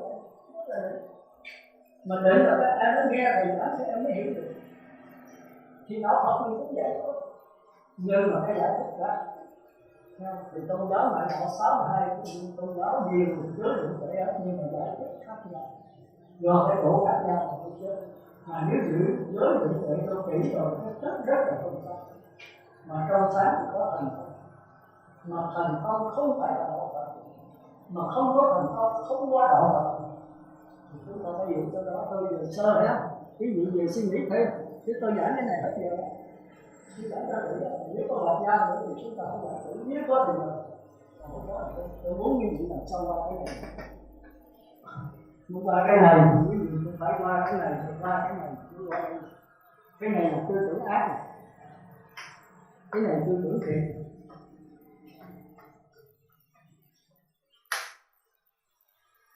Nó khó. Thành ra qua cái này đó. Thân là bất tịnh, thọ là khổ, tâm là vô thường, pháp là vô ngã. Còn quý vị không biết tâm là cái gì, pháp là cái gì, thân thọ thì dễ. Tâm pháp chưa chắc đây quý vị không đúng. Nếu quý vị không qua cái tiến trình của năm thì quý vị không hiểu.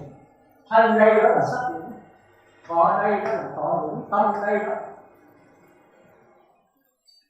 là tưởng, hành tưởng là phần của cái tâm này một nó thuộc về tưởng, hành, phần với phần thức định. Còn pháp đây là toàn thể thức định. tức là lại gia. Thành ra ai lại gia của chúng ta thường kêu là hư vô vi tế, thì nó la bàn cái nhân của nó thẳng là chúng ta chỉ đã cái đó sao? Thì trong hư vô vi tế là một nay này là ai lại gia thì nó có một phần đường mờ, thì kêu là hư nhận tử kiên cố hay là vô minh chi mà. Thì cái này nó sao mà thì nó thành nó ngọc nam thì các không biết là làm sao.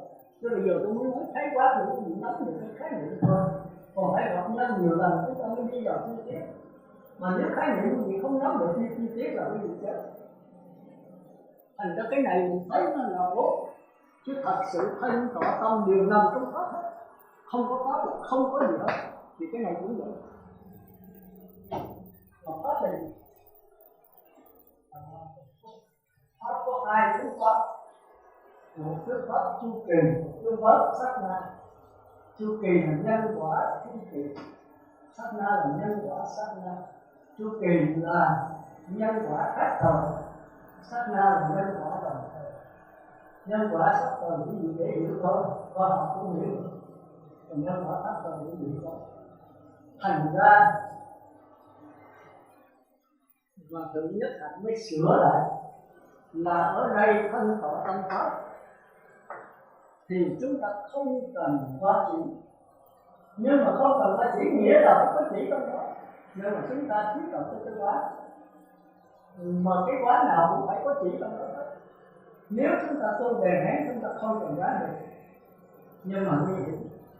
Đèn nó quá người xuất gia rồi quá mà không cho nó bốc được hơi lên thì nó có thể dùng được, nhưng mà quá tải của nó rồi, xuất nó rồi nó đổ lên hết. Thành ra nhờ cái quán. Chẳng hạn như tôi để ví dụ là tôi sân, thì bây giờ tôi cứ niệm Phật đè xuống và tôi cứ định vô trở qua, mà không được nữa thì tôi qua định sanh đi lại, định sanh lại có yếu nữa tôi nhập, định sâu kỹ nữa tôi qua lại ly hữu gì vậy. Thì không được tôi nhập tôi cũng tiền tới đây là thắng còn, còn không được nữa thì ra tôi. Còn cái quán khi tôi sanh đó tôi nghĩ rằng thôi mình trước nó có quan tâm, chứ cái trước chắc mình chửi nó mình mới chửi lại thôi rồi. Cái này rất là dễ. Một người không được tôi quá tất cả. Thôi mình là người tu, mình người lớn nói là người tu chưa nghĩ đó, nói mình qua thứ ta nói. Thì ê, mình tha thứ không được nữa, thôi giờ mình coi như nó là ủi đó, mình xử xuống. Còn không được nữa, thôi bỏ lại. Chắc không đa tại mất, mình có đối diện với cái chữ của nó nữa. Thì tất cả cái này là tốt quá. Một quán nào không có chỉ làm sao bán được. Thành ra trong quán là tự nhiên có làm chỉ trong đó, mà trong chỉ không có quán dẫn được. Rồi muốn quán cho mạnh đó thì phải qua cái vị thiền rồi bắt đầu cái quán. Thì cái quán này nó vô mình có chỉ có quán. Còn quán không nghĩ cái chuyện phải có chỉ trong đó. Cái tâm tạm nghĩ là sao mà quán. Thành ra có lẽ nó còn thấy cái đó. Mới chấp nhận cái tướng niệm xứ này. Thành ra tôi mới nói là con người duy nhất chỉ có đạo Phật mới có. Thì hồi xưa giờ người ta đã có chỉ có quán rồi, nhưng mà ngoại đạo chú trọng tới cái chỉ, mà chú trọng cái chỉ nhiều cái có thành công mà không có. Thành ra xong một cái là nó nổ được thiếu quán. Thành ra này không nếu mà quán thì không có, đương nhiên phải có chỉ. Không có tâm định, không có cái chỉ làm sao quán được. Thành ra cái chỉ chữ Hán nhất là chỉ là ngưng lại, còn cái định đó là yên lại. Thành ra tôi mới dùng cái định là cho bát nhã cái chỉ này dừng cái tư tưởng lại, đè nén nó xuống, tập trung chỉ mạnh lâu sâu đè xuống. Thì cái này là chỉ, còn cái định này nó là không có nhập, không có sức. Vũ trụ luôn luôn là yên định, cái lặng lẽ của vũ trụ là tôi thích dùng chữ định này là lặng lẽ. Còn chữ quán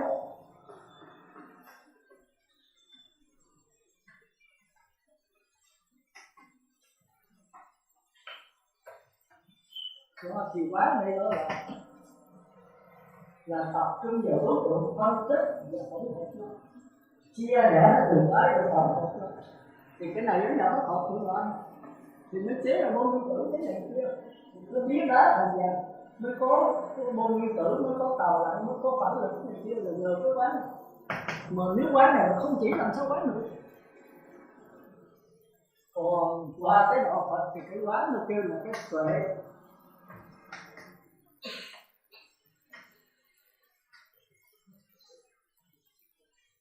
Tuệ đây là có hai thứ.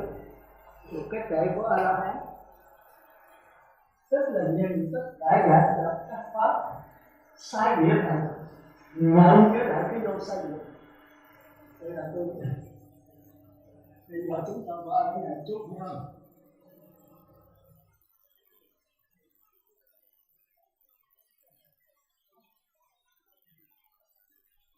Hôm trước tôi có giảng rồi, tôi lặp lại chút này, tôi giảng nhiều cách lắm, giảng gì tôi giống như vậy. Bây giờ tôi đừng nói là cái dòng sông, cái dòng sông, thì dòng sông chúng ta tự cho cái vô lượng vô biên ấy.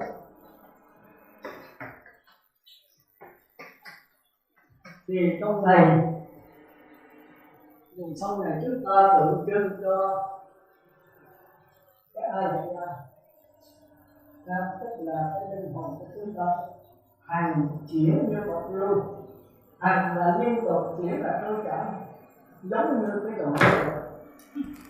Đó, tức là hành chuyển như một lưu.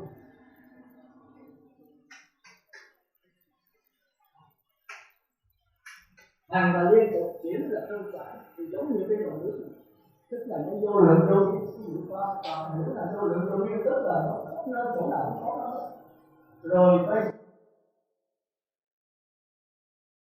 cái ai vậy ra, tức là cái linh hồn của chúng ta hành chuyển như một lưu, hành là liên tục, chuyển là trôi chảy, giống như cái dòng nước. Đó, tức là hành chuyển như một lưu.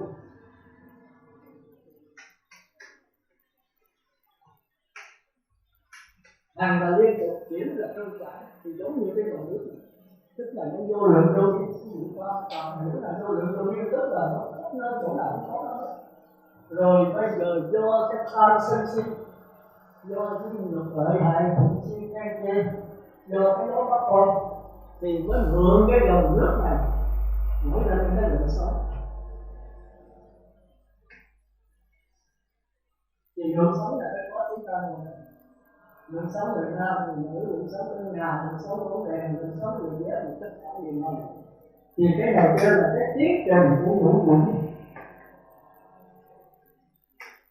Quẩn là xúc tích gom nó lại. Gom nó lại cũng như cái nhà này đó thì phải có kèo, cổ, có cây, có linh, có thọ lộc, có các sư, có Phật tử. Thì phải gom nó được mới thành cái nhà. Còn sắc thân chúng ta cũng là được. Còn có mắt tai mũi lưỡi tim gan thì phế thận, rồi có sắc thân, có thọ cảm, có tư tưởng, có ý chí, có hành động thì cũng được là đúng. Thì trong cái lượng sống này nó có đủ thôi. Mà hãy có tướng như vậy thì phải có quả. Phải có tướng là phải có sanh, già, có bệnh, có chết, có thành, có trụ, có hoại, có không, có thương yêu xa lìa, đồ ghét lập lỡ, thì tất cả những cái gì đều nằm trong đó. Thì cái đó đạo Phật kêu là vô thường và vô ngã. Vô thường này là tất cả sự vật này biến chuyển hoài, không có dừng một chỗ. Vô ngã là đối tượng của sự vật, là có không gian, có thấy người thấy rớt lại. Thấy rớt lại thì không có một cái ta, có một cái thằng kêu là vô ngã. Thành ra vô thường rồi được kêu là nhận thức. Vô ngã thường kêu là đối tượng nhận thức.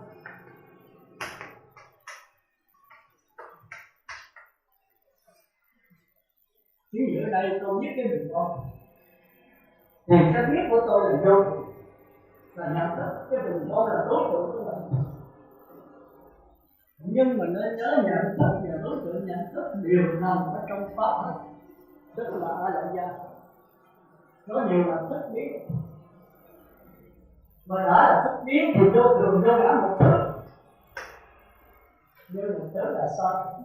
Mà hai là thật. Thì vô thường cũng là thật, thì vô ngã cũng là thật.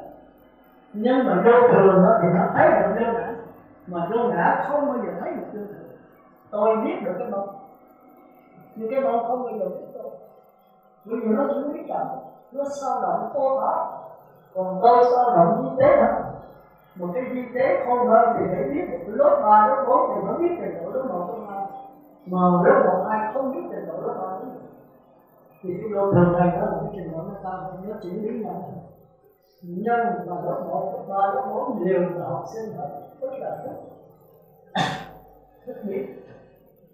Thành ra đứng về trước thì vô thường vô ngã là thức, rồi đứng về tác dụng thì vô thường là cái nhận thức, mình vô ngã là đối tượng nhận thức tác dụng khác nhau thì phải khác nhau, hiểu không? Tôi cố gắng tôi giảng nhiều bữa tôi sao tôi chưa thấy rõ này, nhưng mà tôi làm sao tôi xác tỏ. Nhưng mà chỗ nào không hiểu cái gì thì hỏi lại, nhưng mà phải hỏi bây giờ. Để chút thì giảng hết, thì hỏi giờ nữa kia rồi tôi không biết tôi giảng tới đâu. Thì tôi không có soạn bài, tôi hứng là tôi giảng thôi. Rồi bữa nào tôi vẽ là tôi giảng là rõ, mà cái gì chẳng tôi nói tới rồi là tôi nghĩ lại tôi không biết lại tôi giảng. Đầu thì kéo dài hoài, không đi cái con rồi. Thành ra nên nhớ vô cùng vô ngã thì nếu là nhận thức thì thuộc về thời gian, mà thời gian thì sao? Có 3 lần: quá khứ, hiện tại, vị lai. Bây giờ tôi biết đây hay là do tôi học hỏi của kiếp trước hôm qua mấy tháng nữa thì tôi mới đeo cái là do tôi mới để cung cấp cho tôi mới giảng được như vậy. Chứ vì không là tôi giảng không có vụ đó. Tôi phải coi kinh sách, tôi phải ngồi thiền, tôi phải niệm ẩm, tôi phải ngôn liên ngôn lợi, tôi phải suy tư này kia, bây giờ tôi mới chẳng được 40 mấy năm rồi. Thì tôi nghĩ là chỉ có pháp lý cái đưa để giải thoát, mà trong các tông phái chỉ có duy thức hoặc là duy thức pháp, duy nhiều pháp không bằng duy thức. Nó trẻ còn pháp bằng pháp, chứ không biết nói gì. Còn duy thức trẻ còn pháp bằng tư. Thì duy thức nó có thể giảng tất cả pháp môn các sát rồi. Thành ra tôi nghiền ngẫm duy thức 10 mấy năm rồi, coi tới coi lui coi đi coi lại coi bất cứ tất cả là giảng duy thức tôi đều coi hết. Thì thường đại nhiên giảng là độc đó nhất, tới nhất hạnh giảng độc đó nhất, nhưng mà chỗ đó có thể hết. Tôi hết tức là không sót còn. Tới ông Nguyên Sư Hồng độc đó, cư sĩ của ông đó. Những chỗ mà tôi thắc mắc tôi không hiểu, không ai giảng hết, cuối cùng không giảng. Cũng như đường đại nhiên ở tiền bên duy thức này, bên ấy, bên kia đó, bên di diệu pháp đó, thì tất cả dạng hữu trong vũ trụ con người và vũ trụ gồm có 4 phần thôi: tâm dương, tâm sở, sắc pháp và vô vi pháp. 4 phần. Tới duy thức cũng giống vậy nhưng mà khác một chút. Tâm dương, tâm sở, sắc pháp, bất tư linh hành pháp.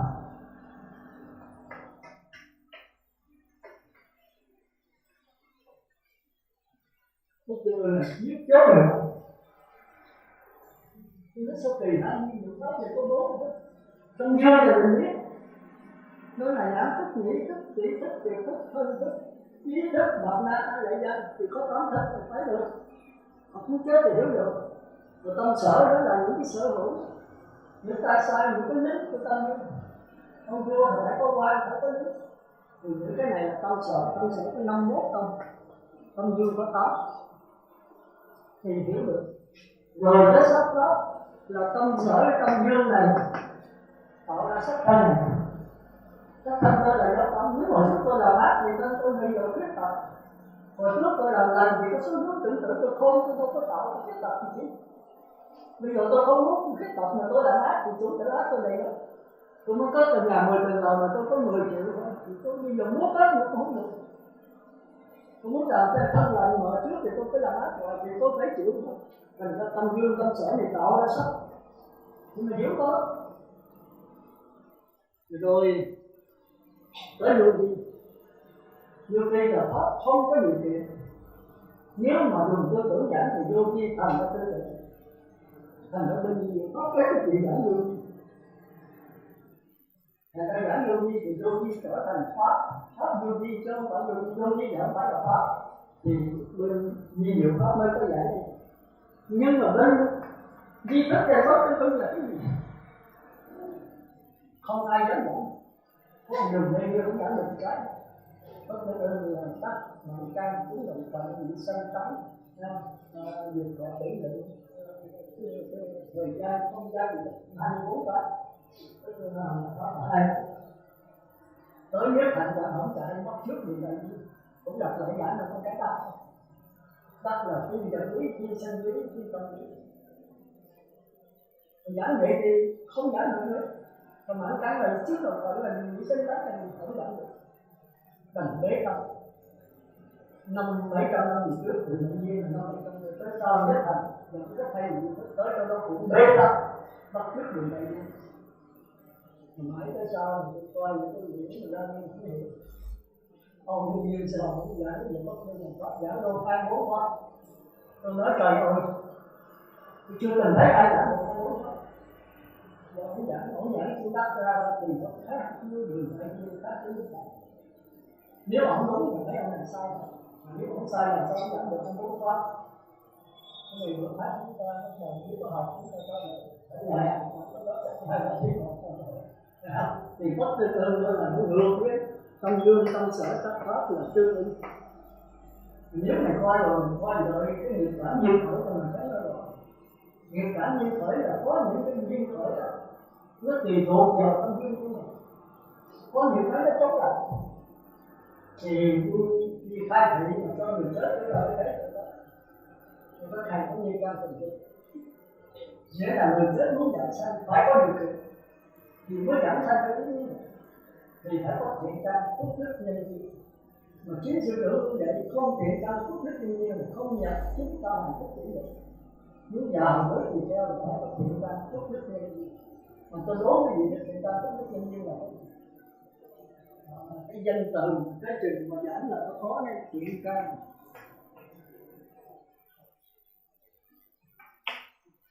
phúc đức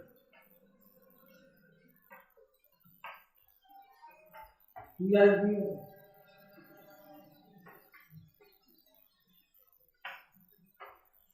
Ba chính sư trưởng nó muốn vào trước vào hành của sự muốn là tìm theo phải có thiện căn phúc đức tình yêu thì mới là chính số.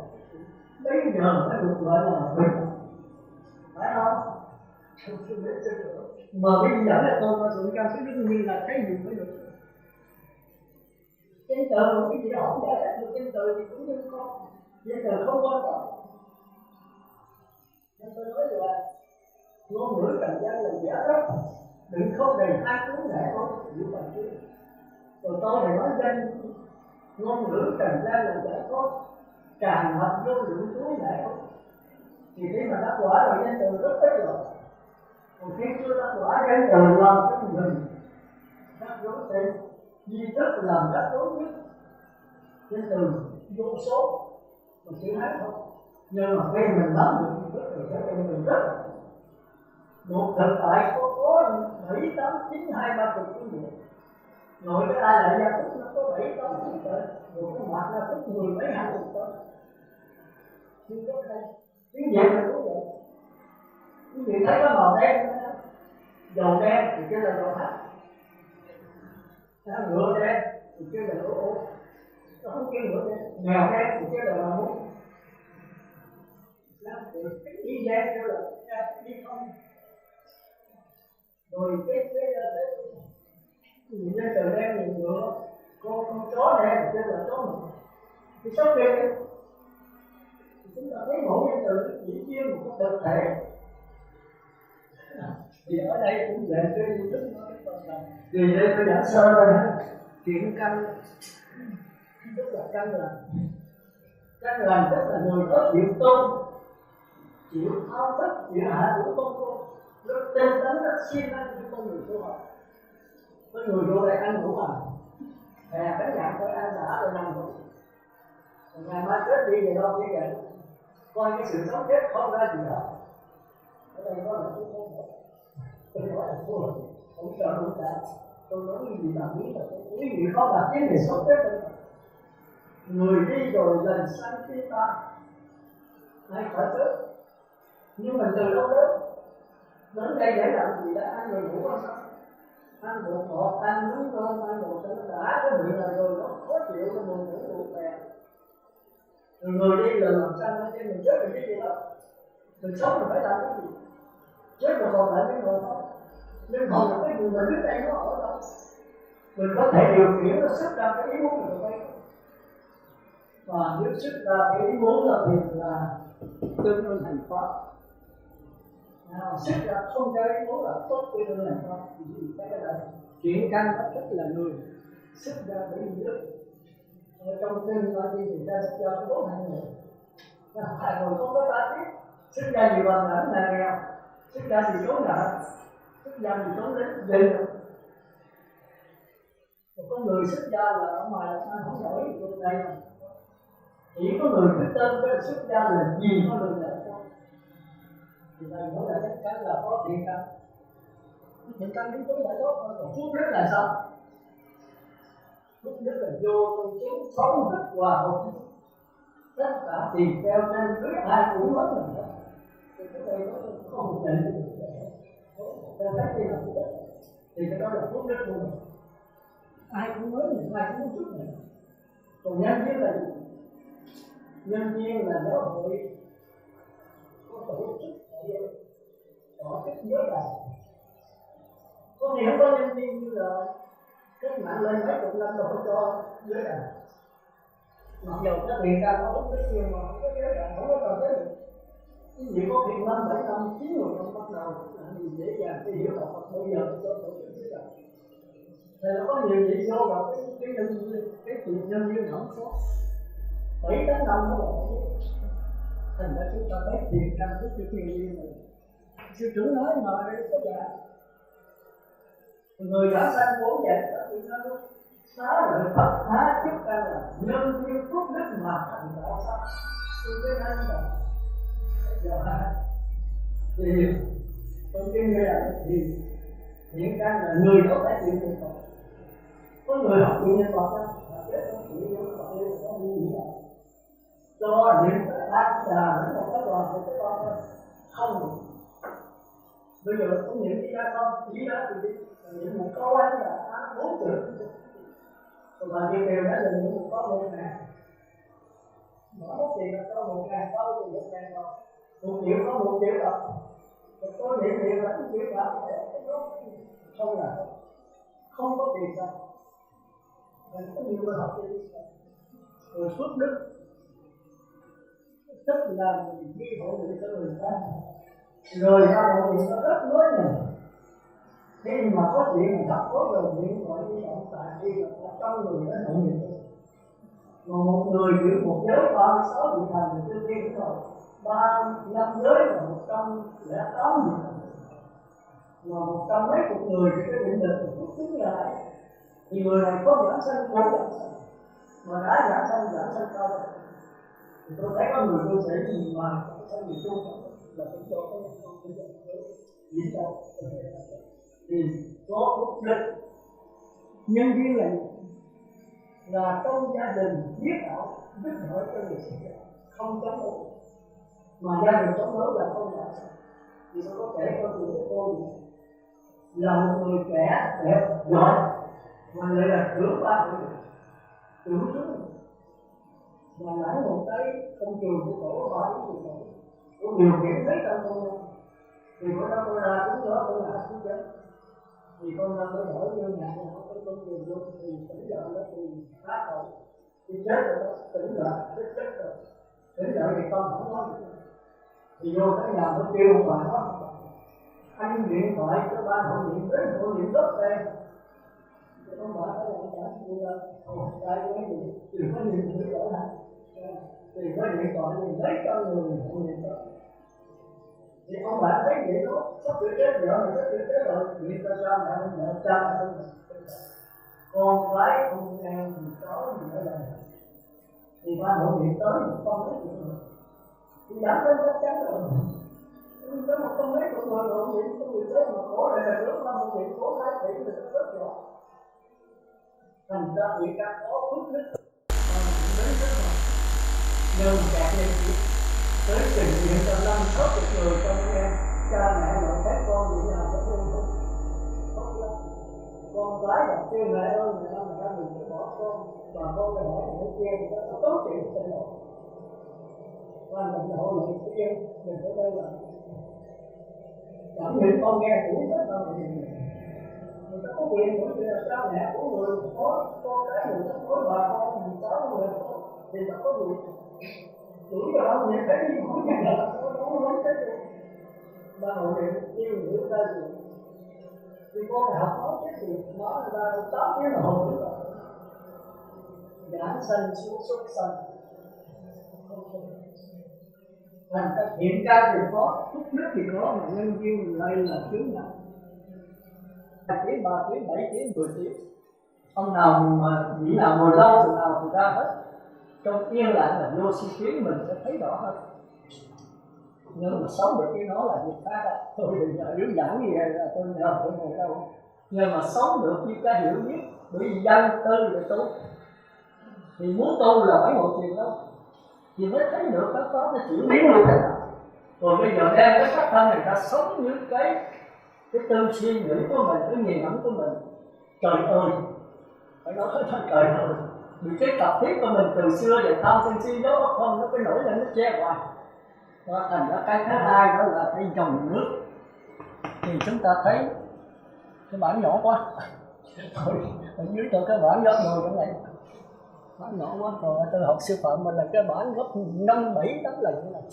hết một cái đó là cái bản ở giữa thật là lớn còn hai bên hai cái bản con rồi cái bản hai bản con có thể xếp vô mở ra thành ra giảng một lần 5 bản không có bôi dài với thành ra mình nhìn mình so sánh nó dễ cái bản nó có chút bé không biết gì được thì cái thứ nhất đó thì tôi bôi viết lại như mình thấy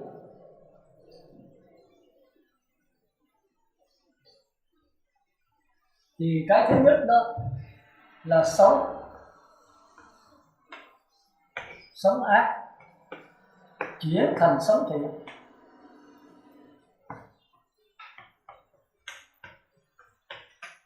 thì kêu là nghiệp cảm duyên khởi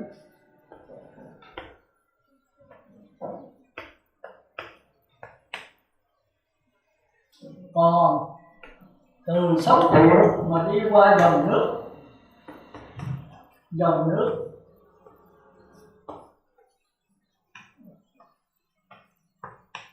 thì chúng ta kêu là A lại gia duyên khởi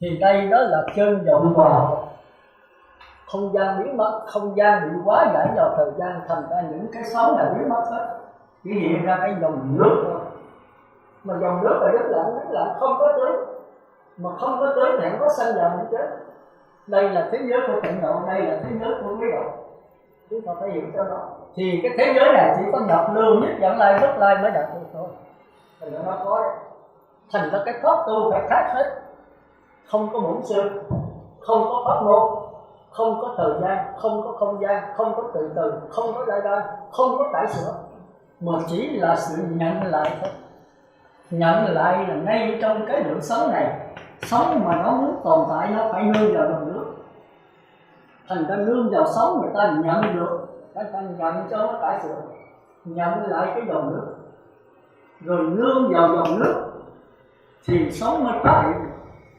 chứ không phải dòng nước sanh ra sống nha chính tham sân si chính vô minh sanh ra sống mà vô minh nương vào cái dòng nước để tạo ra lượng sống mà tạo ra lượng sống thì bắt đầu có không gian mà có không gian thì có sanh ra bệnh chết có hoại còn cái dòng nước này không có hoại hay nói đúng sanh ra là diệt liền kia là sát na còn cái sống này đó là chung trừ phải có thành trụ gọi không cái kia thành vừa sanh ra thành thì trụ gọi không liền lập tức hoặc thấy đó hoặc nhìn liền mất đó thành ra tôi đưa cái bàn tay lên cái tay này tôi lên để xuống tôi đưa cái tay tôi hỏi cái gì một cái tay là hai cái gì đó là sư có một cái tay cái sư không đứng về người đời đúng đứng về bát nhã đứng về sống về dòng nước sai thành ra cái gì nó có hiện tại là cái quả của của quá khứ, cái nhân quá khứ bây giờ hiện tại rồi bây giờ cái nhân của hiện tại tương lai phải hiện đúng, nhưng đó là pháp môn của người trời, ta không có tập. Thành ra trong Kim Cang nó không có hiện tại, bởi vì nó chuyển biến như vậy rồi làm sao có hiện tại. Hiện tại là cái hình tướng, nhưng mà hình tướng đâu có hình tướng, chỉ có là nước chuyển thôi, chỉ có những cái điện tử, những cái chủng tử đang chuyển biến thôi. Toàn thể pháp hội chúng ta toàn là chủng tử thôi.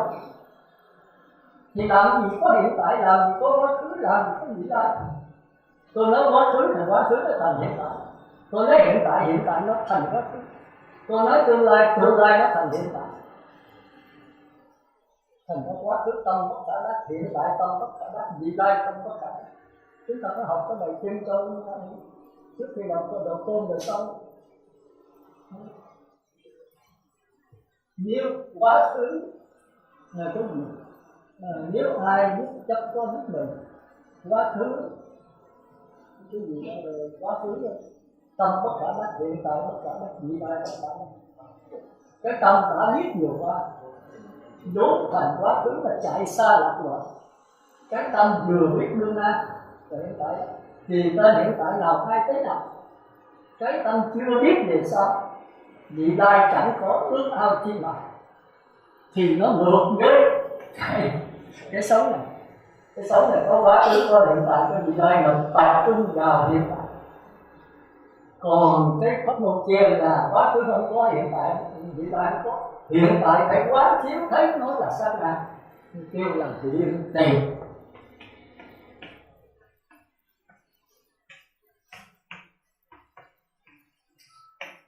Hiện tiền này chỉ có bất lai mới thấy được thôi. Thì hiện tại chỉ có tứ thiền sắc giới mới thấy được thôi. Thành ra tứ thiền sắc giới với bất lai giống hệt nhau, như vậy kẻ lòng đó mà. Nếu mà không nhìn được cái hiện tiền mà nhìn cái hiện tại cho là bất lai thì chết. Bao nhiêu con cô kêu hết, nhận đặt làm con hay nhận đặt làm cha, cái chỗ đó là trong Thủ Lăng Nghiêm rất gần, bây giờ phải nghe hết thì thôi. Bây giờ tiếp theo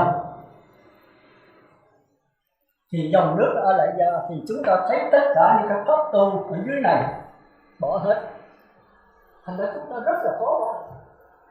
Chúng ta tu là theo cái tập nếp, cái thói quen, cái lại ra, cái từ từ, cái ghiền, cái dính mắt, cái nghiện ngập, cái mục đích. Mà qua tới đây là bỏ hết. Làm sao bỏ được? Bỏ cái ác lên cái thiện, mà bỏ cái thiện luôn nữa thì giờ sống với ai? Nhất là quý vị mà tu mà sống không có vấn đề, không thể sống được. Sống là phải có vấn đề thì tôi mới sống được.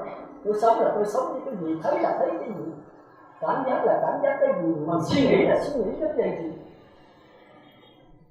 Mà cái này là cảm giác thì cảm giác không có đối tượng, tưởng suy nghĩ phân biệt không có đối tượng, ý chí không có đối tượng. Mà nếu không đối tượng ý chí làm cái gì? Mình làm cái gì cũng có thành công, giờ có thất bại.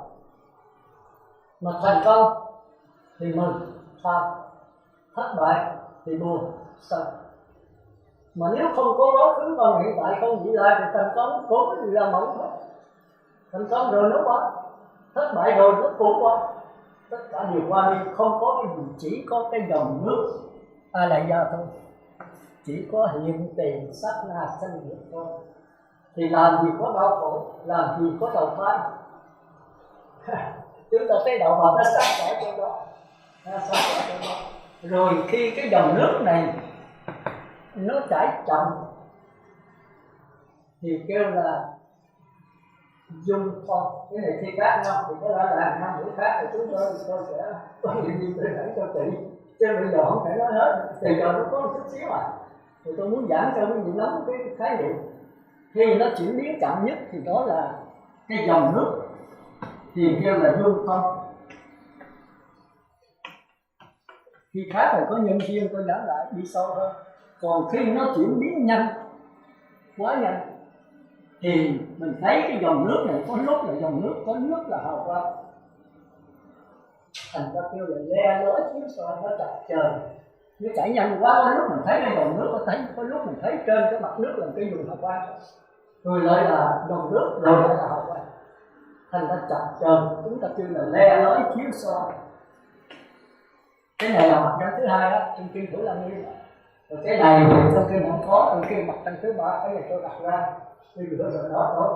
Rồi khi nó chảy một cách nhanh, chảy xiết, chảy thật là nhẹ, thì bây giờ cái dòng nước mất, chúng ta nhìn cái dòng nước chúng ta thấy có một cái vùng hào quang, không có dòng nước nữa, nó chảy nhanh quá mình thấy một cái vùng hào quang. Hôm trước tôi có thí dụ cái mâm đó, cái nhang đồng cũng giống vậy, nhưng mà nó hơi mờ mờ, bởi vì cái dòng nước bây giờ nó biến thành một cái vùng mờ, còn cái hào quang thì rực rỡ sáng soi, nhưng có hơi cái mờ này kêu là vô minh này. Chính cái vô minh này khi nó lắc lư, nó sao động thì nó thành ra mặt na, tức là tạo ra sống. Thì có đó kia cái nha, bây giờ không thể giải kỹ được, bây giờ nó hết rồi. Lúc đó quý vị đã nắm cái này, tại vì tới chúng ta đi vào cái nguyên thủy mà tích lan tái lan là cái chỗ mà sai, chúng ta phải làm sáng tỏ.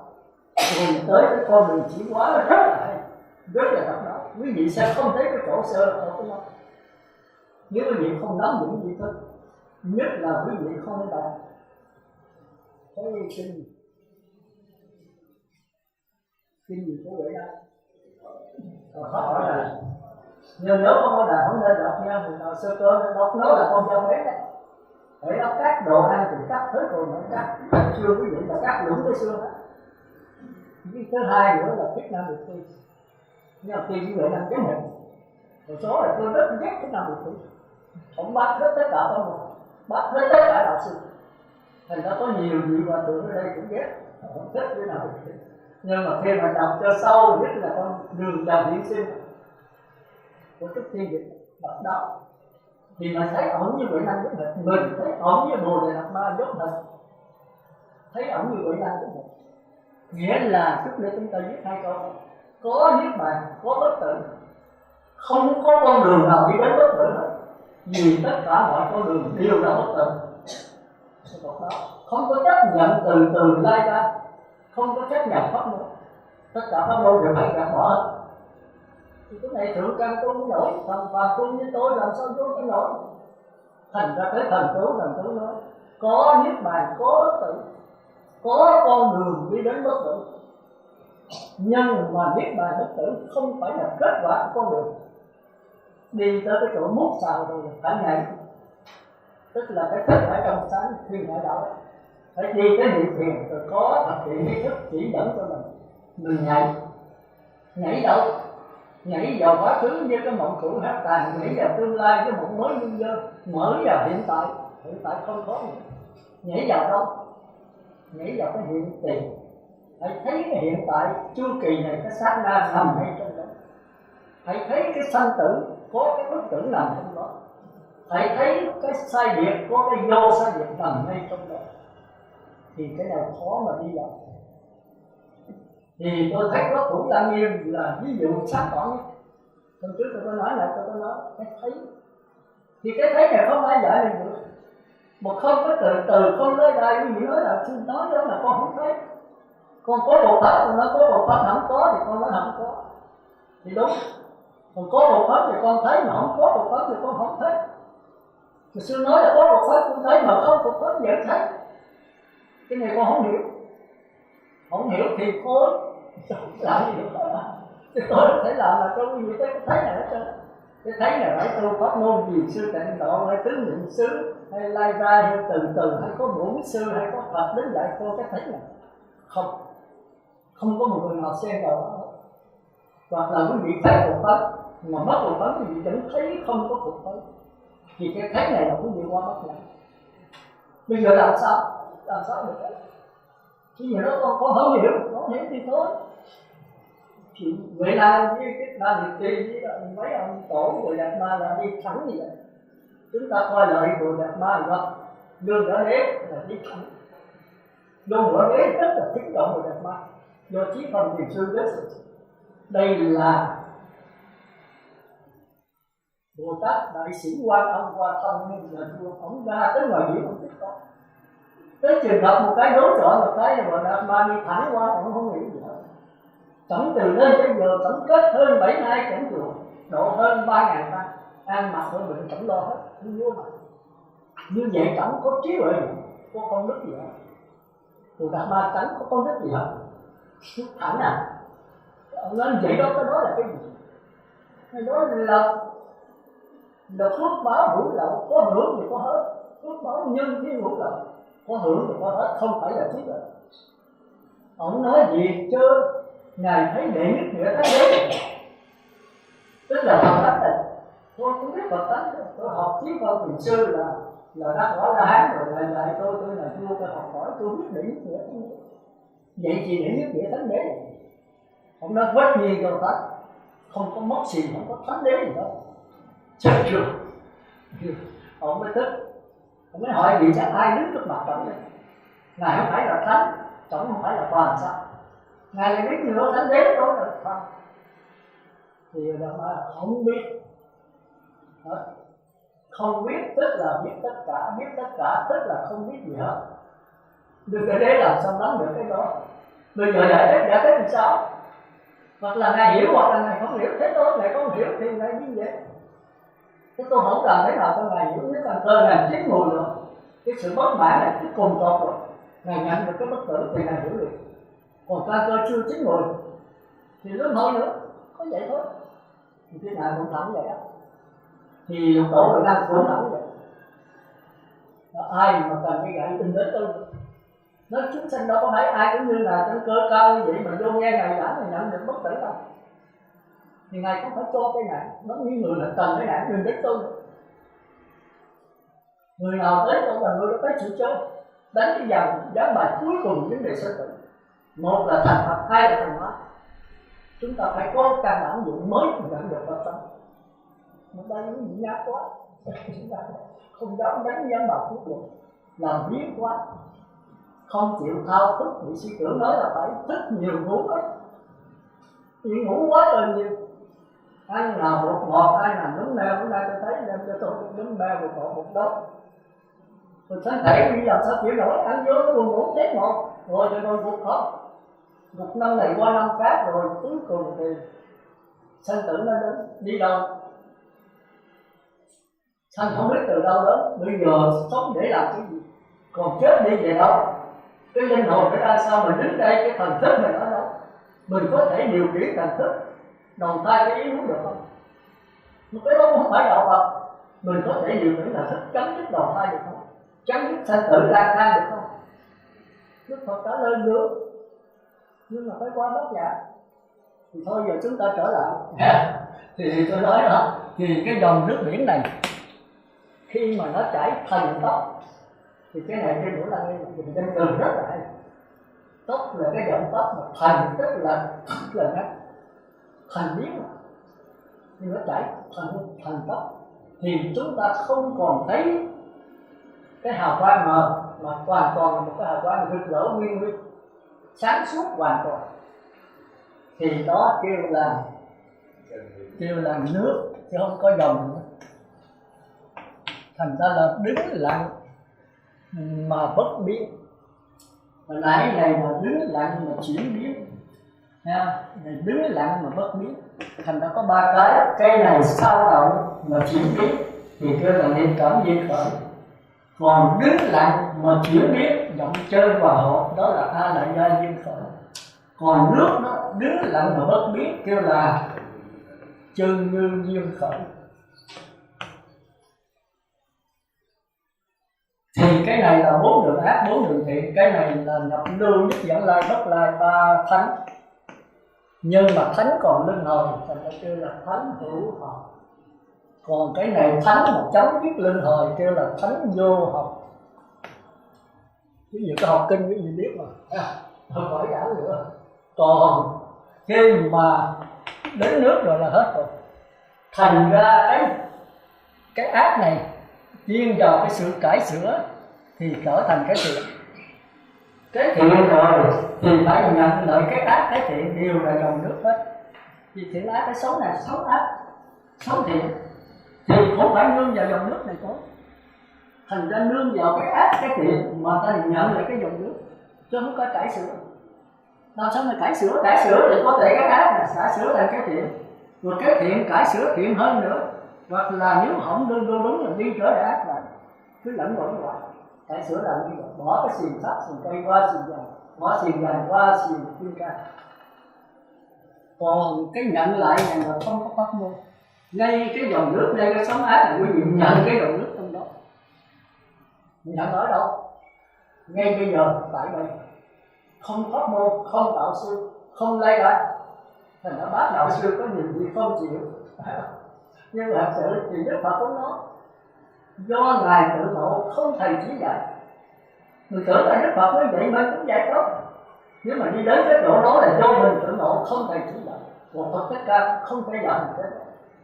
Thành thật chân lý là không ai dạy ai. Mỗi người phải tự mình chứng ngộ. Chứng ngộ ngay bây giờ trở lại đây. Trong một sát na niệm khước ai tùy hiện là ông nhìn ra. Trong lúc nhận được Phật tánh là bao nhiêu cái nghiệp thiện ác vô lượng kiếp ngay một phút này tiêu tan rồi.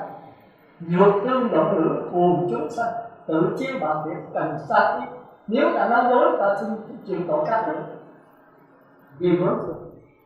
Thành ra cái bác giải này độc đó. Còn nếu chúng ta cải sửa đó thì vô lượng kiếp cô ta hết. Nếu cái nghiệp mà có thật thì cái núi Tương Di Chúa còn nổi. Nếu cái nghiệp mà có thật thì ở trong mình học bài thân đó. Nếu đem trường cấn biết sao thiếu thực, giặt dài biết cũ trang xưa, biết bao nhiêu nợ mà chưa trả nợ, tiền cừu hậu hận phát vốn, một bên đi trả thì một bên lấy tội, lương tư trong cảnh luân hồi, lôi qua trở lại biết đời nào đó. Mấy ai suy nghĩ kỹ sao, lão chân sống nước cho qua cảnh này, chán chê vọng cảnh rõ là đưa tay khí gợi tháo dây được rồi. Diệt trừ cái vật vô minh, chân nó trở lại tánh linh lên. Khi có trí tuệ rồi tiêu tan hết. Chúng ta thấy là rõ ràng, cũng như Trần Vô Não họ tạo nghiệp biết 999 rồi, sắp sửa giết nạn rồi, thì Đức Phật mới cứu. Đức Phật nói con có căn lành của con xuất gia bên Như Lai. Trời đất ơi, Như Lai quên con giết 999 người sao? Mà bây giờ cái tội con nặng như vậy là con sở xuất gia mà thành Phật không thánh được. Thì Đức Phật ví dụ nói chuyện xuất gia đó, cái tội nó quá nặng. Đức Phật nói giống như cái căn nhà để rác rớt 100 năm. Bây giờ con người dọn dẹp dọn tới đâu? Phải dọn 100 năm hả? Nó nói không, từ 2-3 tiếng là con dọn xong. Bây giờ căn nhà để tối 1000 năm. Bây giờ con muốn làm sáng phải làm sao? Nó con chỉ đốt dọn đèn rồi lập tức nó sáng.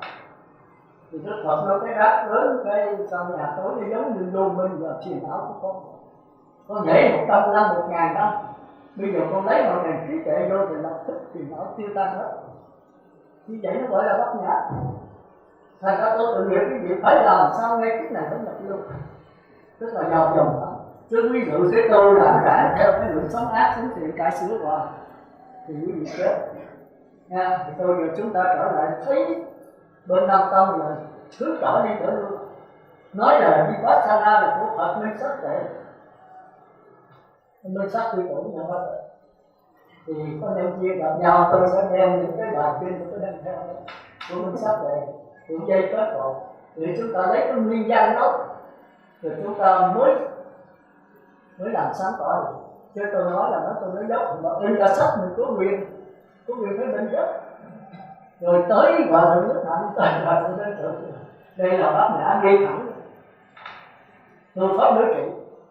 Thấy không?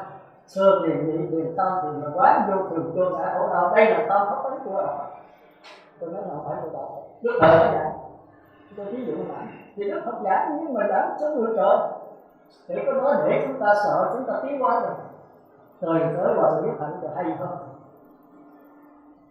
Tôi quán không cần chỉ, không cần sơ tiền nhị tiền tam tiền giống như đi trưởng lại. Nhưng mà trong đó là luôn luôn có chỉ, chứ không có chỉ làm sao nói được. Thì nó vô lượng cách đó. Thì Ngài khô quán vô thường vô ngã duyên sinh. Thì cái này qua đạo Phật tốt. Nhưng mà khi Ngài giải cái duyên sinh thì lọt lại tư tưởng. Chúng ta thấy cái ghê của quý vị đọc cái quyển mà con đường chuyển hóa nổi cái tựa là tôi thấy ổng này làm gì mà có chuyển hóa.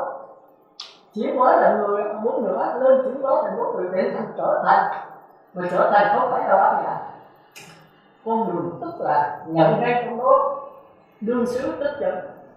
Ngay trong cái ác có cái niết bàn, ngay trong cái thiện có cái niết bàn, ngay trong cái phiền não có cái bồ đề nằm trong đó, ngay trong cái bất tịnh có cái thanh tịnh nằm trong đó.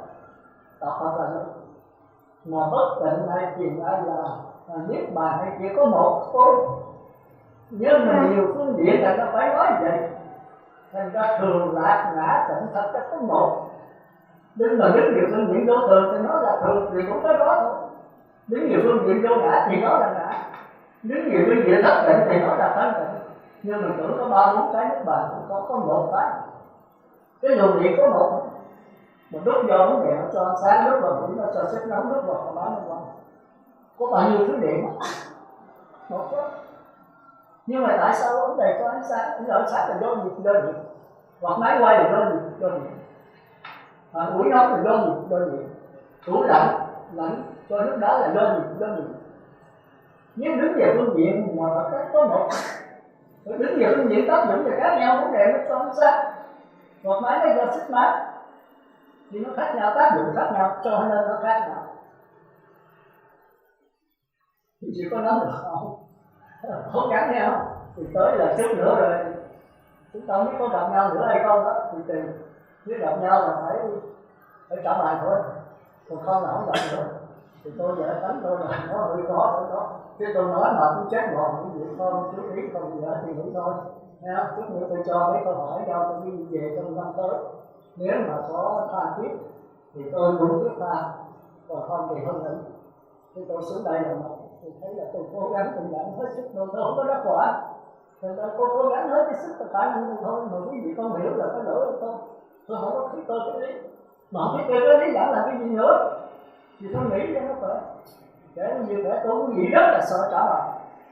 Mà chính cái đó là cái đạo quả của quý vị vậy. Quý vị có chịu tưởng quý vị mới trả bài được không? Tôi tưởng là sẽ trả bài. Bây giờ trở lại nha. Thành ra khi mà đứng lặng bất biến thì đây là chân như duyên khởi.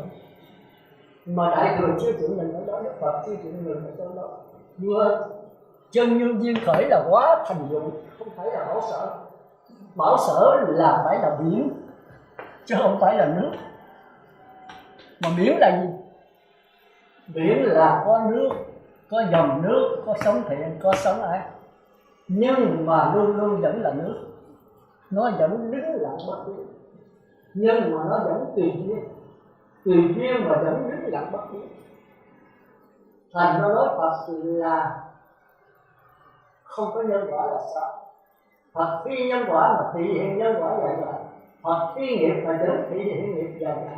Thì cái đó chúng ta kêu là ba tam cốt. Người ta thường kêu là tùy thuận, hay là tùy duyên, hay là lợi dụng, hay là tự tại, hay là tiên gì đó. Thì cái đó là chúng ta phải hiểu. Cái đó chỉ có một cách tánh như người ta thôi. Thôi, bây giờ chúng ta trở lại bốn cái này mới nhiều rồi không? Biển, nước, dòng nước, sóng ác, sóng thiện. Tôi hỏi cái gì 1 hay 4? 1 hay 2, 1 hay 3, 1 hay 4. Bây giờ sóng ác, sóng thiện với dòng nước một thứ là khác. Rồi sóng ác, sóng thiện, dòng nước với nước là một hay khác. Rồi sóng thiện, sóng ác với dòng nước với nước với biển là một hay khác. Có người nói tôi chơi chữ. Giờ làm sao vậy? Nói 1 là sai, nói 2 là trật, nói 3 là trật, nói 4 là trật. Không thể nói 1, 2, 3, 4. Thật là cái này cũng là biển cũng là nước, biển cũng là dòng nước, mà biển cũng là sóng thiện, mà sóng ác, sóng thiện cũng là dòng nước, cũng là nước, cũng là biển. Nhân từ có khác mình có một thực tại, nhưng mà tác dụng khác nhau mà. Thành ra nói mà mình thứ không được tác dụng khác nhau. Mà nói khác thì làm sao có 2, 3, 4 được, có 1 thôi. Mà nếu 1 thì là một thứ. Không phải chưa?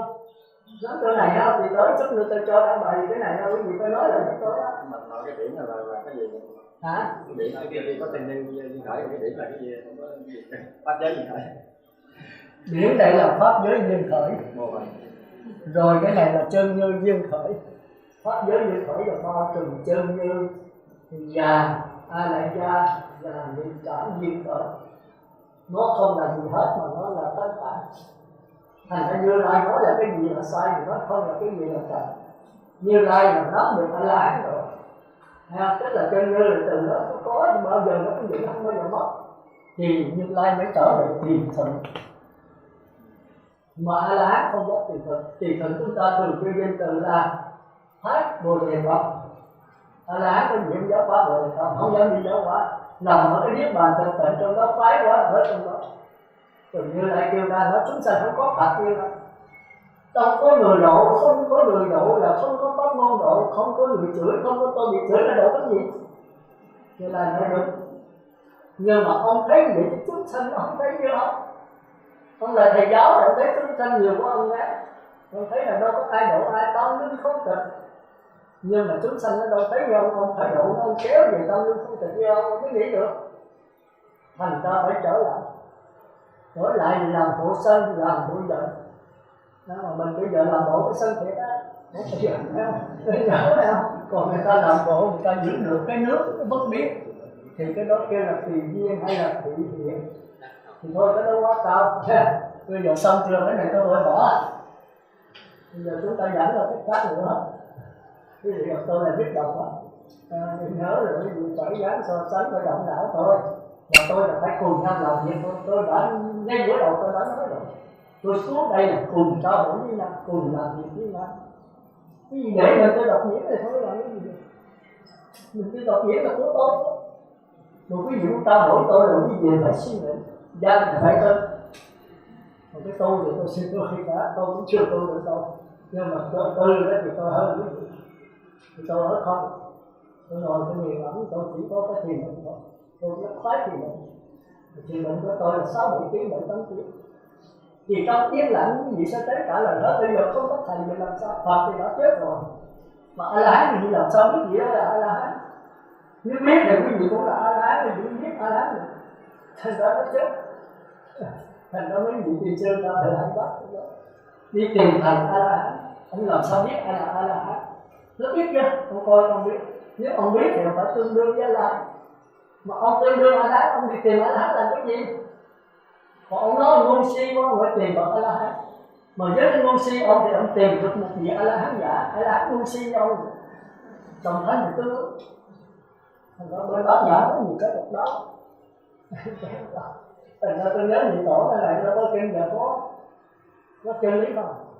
Ngài suốt đời Ngài có chân lý, Ngài thuộc 40 mấy bài. Giảng pháp còn là trả thuộc lòng chân lý không? Mà Ngài sai mê, tức là cái vĩ luận được tâm lỗi. Ngài sai mê tiếng mấy rồi hả?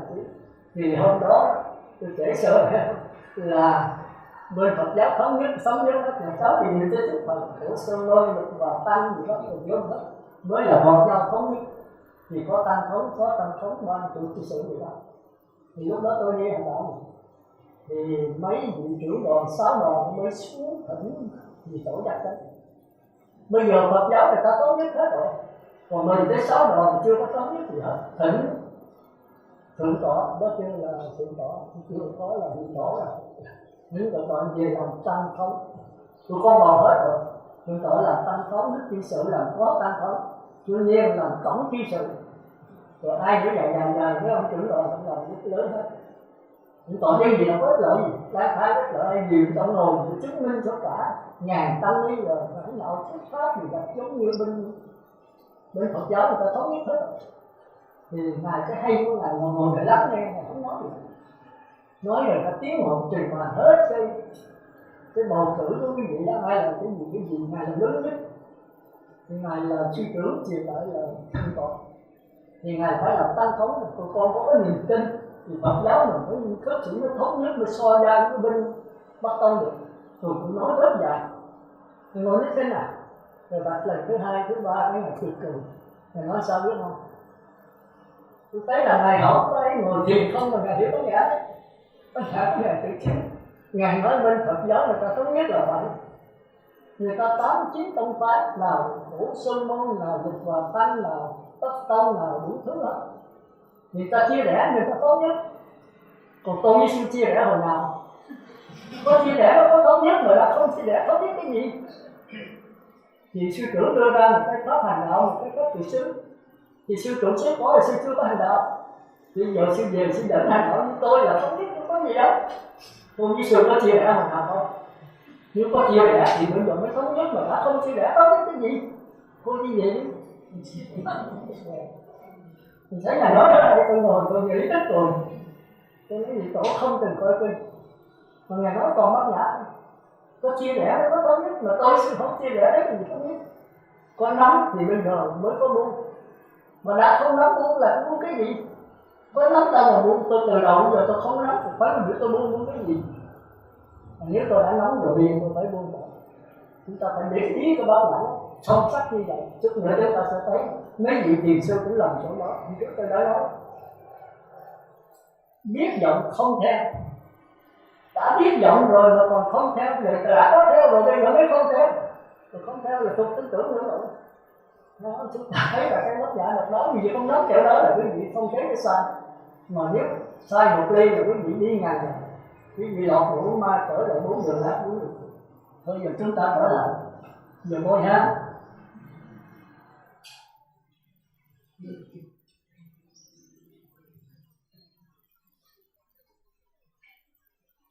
Bây giờ trở lại với định tuệ của người trời.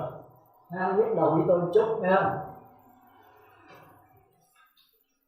Thì chúng ta nên nhớ thế giới hiện tượng là thế giới của vòng tròn. Ngũ quẩn cũng trình bày theo vòng tròn. Bác chánh đạo cũng trình bày cái vòng tròn, thập nhị nhân duyên của vòng tròn. Thành ra cái sai lầm của chúng sanh là khổ cho đó. Chúng ta nói đường thẳng, không bao giờ có đường thẳng. Khoa học bây giờ cũng chịu cái Phật giáo hay nữa. Bây giờ chúng ta lấy cái vòng tròn thật lớn, cái sắc đó, chúng ta lấy vòng tròn từ 2 đường kính, từ 2 3 thước, 7 8 thước, càng lớn càng tốt. Rồi chúng ta chặt từng khúc nhỏ nhỏ, từng tấc 2 tấc. Thì quý vị thấy nó không cái gì thẳng bằng đâu, phải không? Cái vòng tròn để như đó nè, từ đường kính từ 2 thước 3 thước càng lớn càng tốt. Quý chặt từng khúc từ từng tấc 2 tấc. Đối gì mà vẽ nó thẳng hơn, nó thẳng băng à. Nhưng mà quý vị nối cái thẳng băng này lại thành cái vòng tròn, phải không? Quý vị làm thử coi. Quý vị lấy cái sắc mà ta làm ra như cái đường kính từ 2 3 thước, quý vị thấy nó là cái vòng tròn. Nhưng quý vị lại chặt từ khúc từ 1 tấc 2 tấc, đối gì mà vẽ nó thẳng hơn, nó thẳng băng à. Nhưng mà đó như cái thẳng băng đây lại thành cái vòng tròn. Thì ra không có vòng tròn. Hồi đó học đó từ 2 đường thẳng song song, 2 đường thẳng song song là không bao giờ gặp nhau. Đó là học tin đúng về mặt Phật. Nhưng mà qua hành học không gian, 2 đường thẳng song song gặp nhau ở vô cực. Chúng ta thấy quả địa cầu phải không? Địa cầu là tròn hay là phẳng? Không tròn. Thế mà chúng ta làm cái mặt phẳng, chúng ta cất nhà trên mặt phẳng, có mặt phẳng không? Phẳng quá. Nhưng mà nói cái mặt phẳng này lại thành cái quả địa cầu, phải không? Chỉ có mặt cong, mặt mo thôi chứ không có mặt phẳng. Chúng ta là mặt mo, chúng ta lì động, là chúng ta mới linh hồn. Cái đó là quý vị phải coi chừng cái phát giác của mình. Rồi còn những cái sai lầm nữa, nhưng mà là bây giờ chúng ta nói về cái sai lầm của giới định tuệ. Chịu khó nhức đầu với tôi chút thấy không? Còn nếu gặp tôi nữa thì nhức đầu nữa, thôi trốn đừng có gặp. Một là giới, 2 là định, 3 là huệ.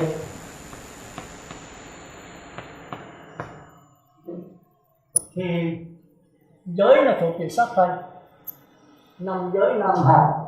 Hành là cái duy cái tư cách của sắc thân. Còn cái giới là giữ cho mình, cho người. Thì quý vị đã biết tôi đã giảng nhiều rồi. Thì giới là cho sắc thân. Còn cái định này là cho cái tâm linh.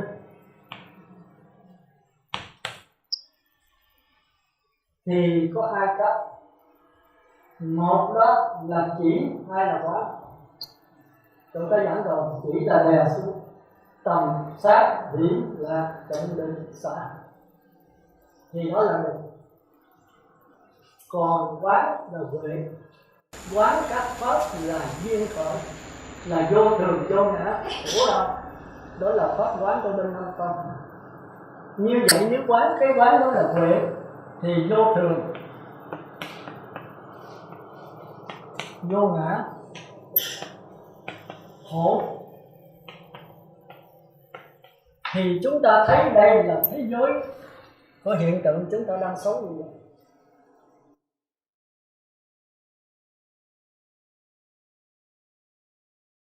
Tất cả cái gì cũng vô thường, tất cả cái gì cũng vô ngã. Mà Đức Phật nói vô thường là sướng hay khổ? Khổ. Thì các con có nên nhận sắc họ tưởng hành thức là sướng không? Không. Có nên nhận sắc họ tưởng hành thức là ta, là của ta, là tự ngã của ta không? Thì không. Nhưng mà cái tự ngã của ta cái gì chưa hiểu nè. Nữa là gặp nhau cái gì ta trả bài cho tôi cái đó. Ta của ta thì dễ rồi đó. Còn tự ngã của ta là cái gì? Thì đó là bị đẳng cho nổi. Quý vị không nắm được cái này là không nắm được đạo Phật. Chúng ta cứ đi lẫn quẩn hoài. Thì đó là từ sau gặp nhau thì chúng ta trao đổi cái đó. Rồi tôi giao cho quý vị dặn về hiền lắm. Quý vị phải ăn nằm với nó. Người thì cho hiền thì ra đó trong 15 hạng chúng sanh tôi có giảng rồi. Nhưng mà tôi không có giảng thẳng quý vị người có gốc thì phải trả lời hết chứ. Tôi cái gì tôi không phải làm hết thì đâu có được. Thành ra giới là sắc thân, tâm đó là cái định, phương pháp đèn ấy. Còn huệ là cái quán chiếu. Mà nó nhớ có thể tâm định mà không có huệ. Nhưng mà có huệ nào cũng phải có tâm định. Không định làm sao quán được. Thì theo bên nguyên thị bên Nam Tông thì cái huệ là quán vô thường vô ngã khổ đau. Mà nếu quán vậy thì tất cả trần ai này là đau khổ. Đạo Phật là đạo chát đời, là đạo yếu thế. Thì Hòa Thượng Nhất Hạnh thấy được cái chỗ đó, tôi vẫn thấy được cái đó. Cái này là đồng định với nhau, tôi thấy cái chỗ này chỗ sai lầm. Vô thường vô ngã là khổ, đó là để cho mình tiến hóa. Mình ở cõi bốn đường ác mình thấy nó đau, nó vô thường vô ngã, thôi lên cõi người. Cõi người thấy cũng vô thường vô ngã, cũng khổ đau, lên cõi trời dục giới. Cõi trời dục giới cũng vô thường vô ngã, khổ đau, lên cõi trời sắc giới.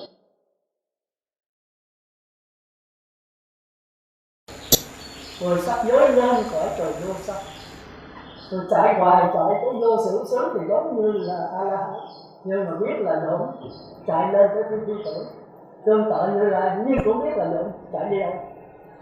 Thế là toàn thể tam giới đều là khổ. Như vậy thì Đức Phật cũng khổ. Không có cả đâu. Thành ra cái chỗ này chỗ sai của bên Nam. Cái bây giờ thì này nữa mình đọc quyển đó mình biết bên sắc tệ. Lấy cái này làm căn bản thì tôi thấy cái sai lầm rất lớn dễ nhận. Còn qua tới Hòa Thượng Nhất Hạnh thì đọc đó hơn chúng ta có nhận đây. Thì Ngài nói rằng cái quán này đó là vô thường, vô ngã và duyên sinh. Duyên sinh là đọc đó đấy. Duyên sinh là các pháp do nhiều nhân duyên hợp nhau, chứ không có cái gì cố định nào. Thì do cái duyên sinh này thì mới có cái này có thì cái kia có, cái này không thì cái kia không, cái này xanh thì cái kia xanh, cái này diệt thì cái kia diệt. Đó là các pháp duyên sinh. Mà nhất là trong Trung Bộ Kinh. Thành ra quý vị thấy với những tuệ này nó liên hệ nhau chặt chẽ. Nếu mà con người giữ giới cho kỹ, giới thanh tịnh thì tu định rất dễ dàng. Và nếu giữ giới cho kỹ thì con người sẽ quán sát dễ dàng. Thành ra giới nó liên quan với những cái tiền ba chân, gãy một chân là không được. Thành ra khi mà cái định mà lâu sâu kỹ rồi thì cái định lực mạnh này chỉ giới rất dễ. Vì giới gì khi mình phá giới nhưng mà cái định mình mạnh mình lướt qua được, mình đè nó xuống một thánh được. Mà cái định này cho lâu kỹ sâu thì cái trí tuệ càng ngày càng sáng. Thành ra định thì nó liên can với giới và huệ, giới liên can với định và huệ. Rồi tới huệ nếu con người sáng suốt linh động rồi thì tu thiền định rất dễ. Mà con người sáng suốt linh động thì thấy rõ cái giới, giữ giới rất là dễ dàng. Thành ra thiếu một cái là không được. Thành ra ba cái này nó liên lạc nhau chặt chẽ.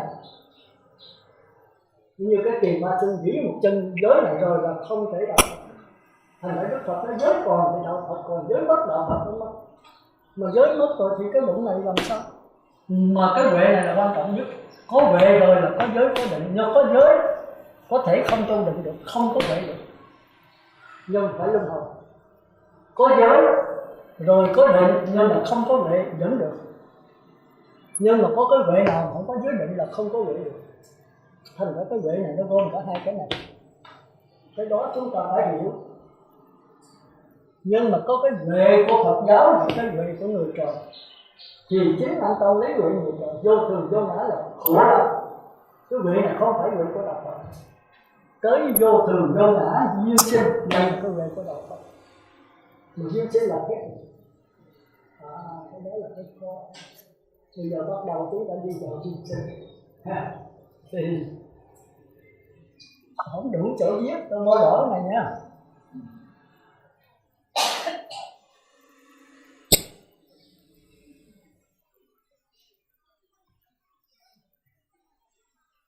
Thì duyên sinh chúng ta thấy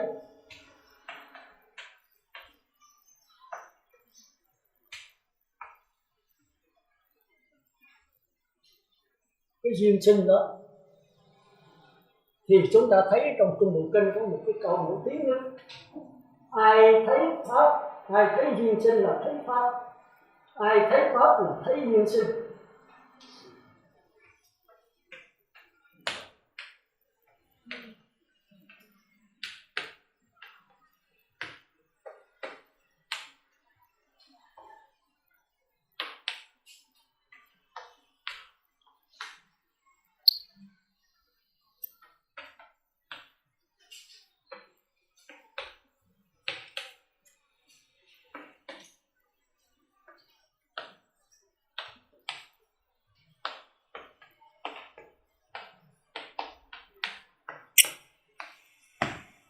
Ai thấy duyên sinh là thấy pháp, ai thấy pháp là thấy duyên sinh. Thì đại thừa thêm cái nữa, ai thấy duyên sinh là thấy Phật. Thì có người học chuyện đi kinh giải người đó, không phải đánh thêm. Tôi là chấp nhận, nhưng mà giải thích thì sao? Thì có thể Phật rất hay lấy cái này là đúng là đạo Phật. Nhưng mà duyên sinh là cái gì? Pháp là cái gì? Duyên sinh là các pháp thì chúng ta thấy là cái này có,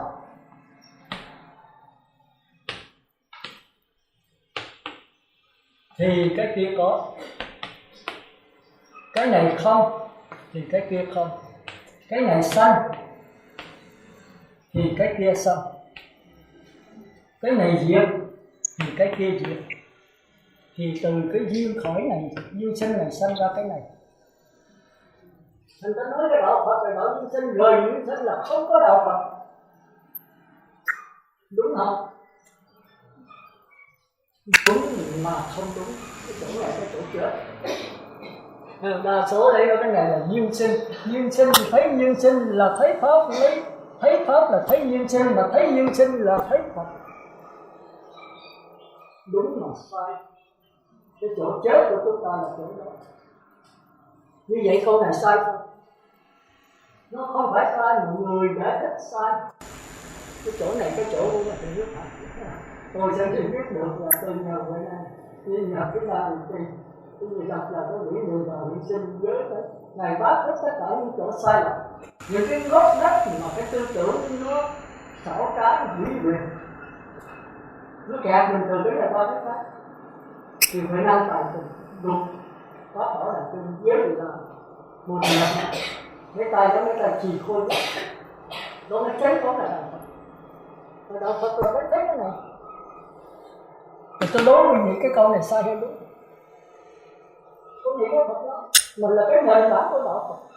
Ai thấy duyên sinh là thấy Pháp, ai thấy Pháp là thấy duyên sinh. Cái gì cần ký từ cung của cái duyên khởi hả? Duyên khởi. Sao? Ai thấy duyên khởi? Duyên khởi là duyên sinh chứ còn gì nữa. Duyên khởi cũng được, là do duyên mà nó khởi ra, hay là do duyên mà nó sanh ra. Còn ôi duyên khởi duyên sinh mà cũng làm khác được thì chết luôn. Tôi không nhớ duyên khởi duyên sinh tôi thấy bằng thứ đâu, phải không? Do duyên, do nhiều duyên mà sanh ra. Cũng như tôi không thể có được. Tôi là có là do tất cả, không phải tôi mới tạo nên tôi. Thấy không? Cha mẹ là cái duyên gần nhất. Còn phải có cái gì phải có là không có không khí, phải có bác thợ nông cô, phải có người kỹ sư, phải có bác sĩ, phải có người nông, phải có gạo lúa, bất tận có người này chứ. Thì cái đó là gì? Cái đó là duyên sinh. Một người phải nghĩ có là vô lượng duyên, mà vô lượng duyên có tôi nằm trong đó. Ta là tất cả là ta, thì đó là duyên sinh. Thành ra mới nói cái này có thì cái kia có, cái này không thì cái kia không, cái này sanh thì cái kia sanh, cái này diệt thì cái kia diệt. Ngoài cái duyên sinh này không có đạo Phật, đúng không?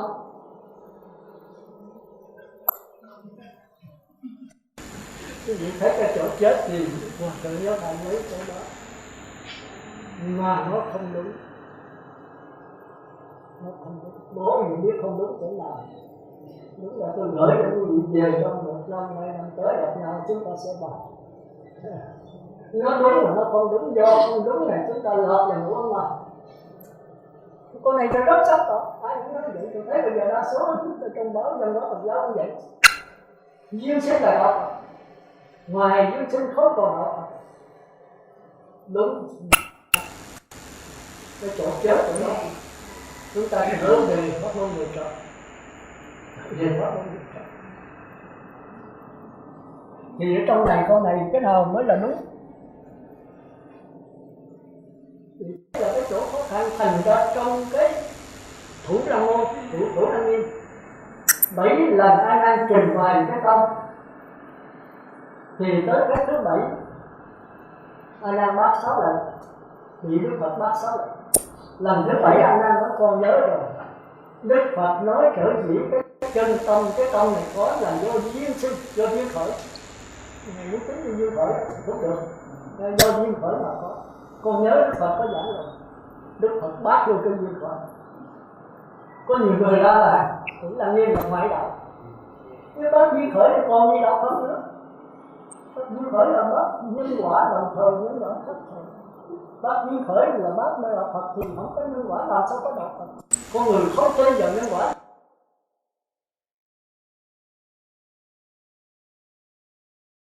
là ngoại đạo, không tin vào duyên khởi là ngoại đạo.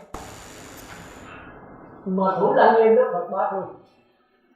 Và đó tôi coi tôi cũng nói là có người không chịu Thủ Lăng Nghiêm, ngoại đạo. Kinh phát triển thì phát triển hay không phát triển đối với tôi không quan trọng, mà đúng hay sai chúng ta thấy ghi đó. Từ đó tôi mới có suy nghĩ, và tôi mới thấy là Việt Nam tiếng Nam đọc báo ông cô bá tiếng được như thế nào, mà không phải là bá mà làm cho nó sáng tỏ. Vì tôi thấy Thủ Lăng Nghiêm đấy nhiều người không chịu. Thành ra trong cái tương truyền này sau này thời Mạt Pháp này kinh Thủ Lăng Nghiêm bị diệt trước đó thầy. Vì sao?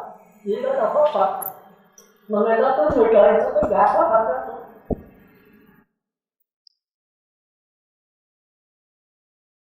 Nếu mà nói ra nữa thì mấy người tiến sĩ, kỹ sư tu đạo Phật, những cái hòa thượng lớn này kia chết rồi hết. Ngoài ra thì các ngài kèm, thì các ngài phải dẹp kinh Thủ Lăng Nghiêm.